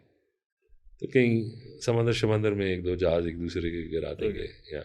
And when this happens, though, what happens to petrodollar system? Well, nothing really. I mean, because Do you think like that continues to be the medium of exchange? yes, Okay. yeah. So that wouldn't be replaced even if economically You see, China look, overtakes. a lot of people would want to do it, but like nobody wants to use the renminbi. The Chinese currency is not a good replacement. Or kya hai? Then there's the pound, and the UK is essentially now a struggling country for the past 10 years. There's no, sense that it's going to change its fortunes going forward. There's no currency right now other than the dollar offering what it has. I do believe that, the share of the dollar as the world's great reserve currency will slowly keep reducing. But it's going to remain the dominant one, even in 2035. Right. So that wouldn't be like a lot of transformation in a way, the way things are today. So like 10 years down the line also, like more or less things would be similar. I believe they'll be similar. I believe that, China might have a more dominant position than it does right now, but it has a fairly good position right now. It's got a lot of influence in a lot of areas. I believe the US will recede because it's inevitable also. I mean, just its population isn't as large as India or China's, and it's got significant problems in its own democratic system right now. But I think the world will have become more multipolar, but America will remain A major power. A major power. Yeah. That doesn't change. That doesn't change. And it's partially because of the advantage geographically that they have. Geographically, and also, the change is difficult, right? The change, the systems, it's just convenient to work with them because even though they've become unpredictable lately, but by and large, the systems remain the same. So I think, obviously, the rise of China, if, India doesn't significantly get off track, Yeah. it's also going to have a much bigger role than it does right now. Countries, if Iran is able to escape, the chains around it, it's got a massive young population. It's got potential for growth. So there's a lot that can happen, but I don't see the whole structure of the world radically changing in 10 years. I think that process is going to take 30, 40 years. Right. And in 30, 40 years, like what radical change do you see? Then I think I'd probably see, America as less dominant around the world. I'd see, countries like Turkey, even Pakistan, India, Nigeria, if they get things right. There's going to be a lot more middle powers who have things right for themselves. The one thing that I've personally not understood is like, in 40 years, with the exception of America, most of these countries that we know as relatively big are going to suffer from population collapse. And population collapse doesn't mean less people. It means, aging population. Aging population. Yeah. It means economies that will contract. Demand goes down. Your ability to sustain your budgets become problematic as you care for a greater number of non-productive workers as people have aged in. And with less children, there's less dynamism in the economy, there's less consumption. So, I think it's inevitable that some of this is going to go. But I think the other mitigating thing, which is that all these countries that do have these populations where there is no population collapse because of their, segmentation in their age profiles, is they're also the ones that are going to be most heavily affected by climate change. So there would be like mass migrations. So I think that might be an interesting thing, because there are parts, if you look at some of the projections, some parts of India, Pakistan will be uninhabitable. It'll be too hot to live in. I mean, I was reading somewhere about like this wet bulb effect. Yeah. And I learned that if there is like humidity which is 100%, the temperature rises to 38, 39 degrees Celsius, you die in 6 hours. Yeah, because you see, you can't perspire essentially, right? Because if there's no ability of the atmosphere to take the sweat you're putting out, the transpiration effect doesn't happen. So you like a lot of coastal areas, especially, like they're more prone to be hit the hardest. And once these areas are uninhabitable, people move inward or to the areas that are going to be more. So hence this climate-induced migration. Yeah. So, I mean, again, that's why I don't like predictions, because I just think it's so super complex and there are people better able to do it. But I do think that 40 years, a lot will change, because, we'll see much more in the way of climate change. And then, what seems like fertility reductions will become, manifestly clear in terms of population collapse. And the interesting thing is that most of the countries that have population collapse impending are the ones who are most opposed to immigration. So this includes Europe? This includes Europe, this includes Japan. This includes, I don't know much about South Korea, but I presume they would be the same. The US is an exception to this, although there is a lot of anti-immigrant sentiment. But the one thing that I think is also manifestly clear is that no country has been able to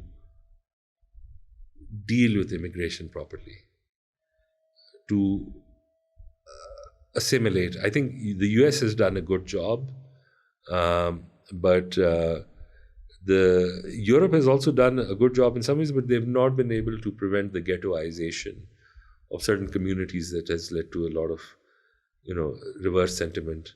There's a massive experiment that Germany did, post the Syria situation, where they took in a lot of people.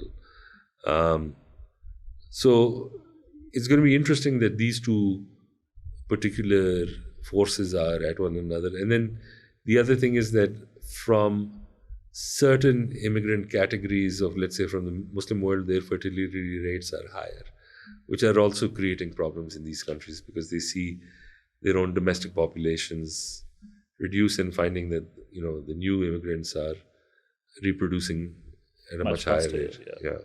Okay, before we conclude, I have a question that was actually asked by one of the previous guests. Yeah. So I'll just ask you that. If you could travel back in time, where would you go and why? If I could travel back in time. So, I think it would be one of two. One is, sometimes when I read the works of, Plato and Aristotle, I'm shocked.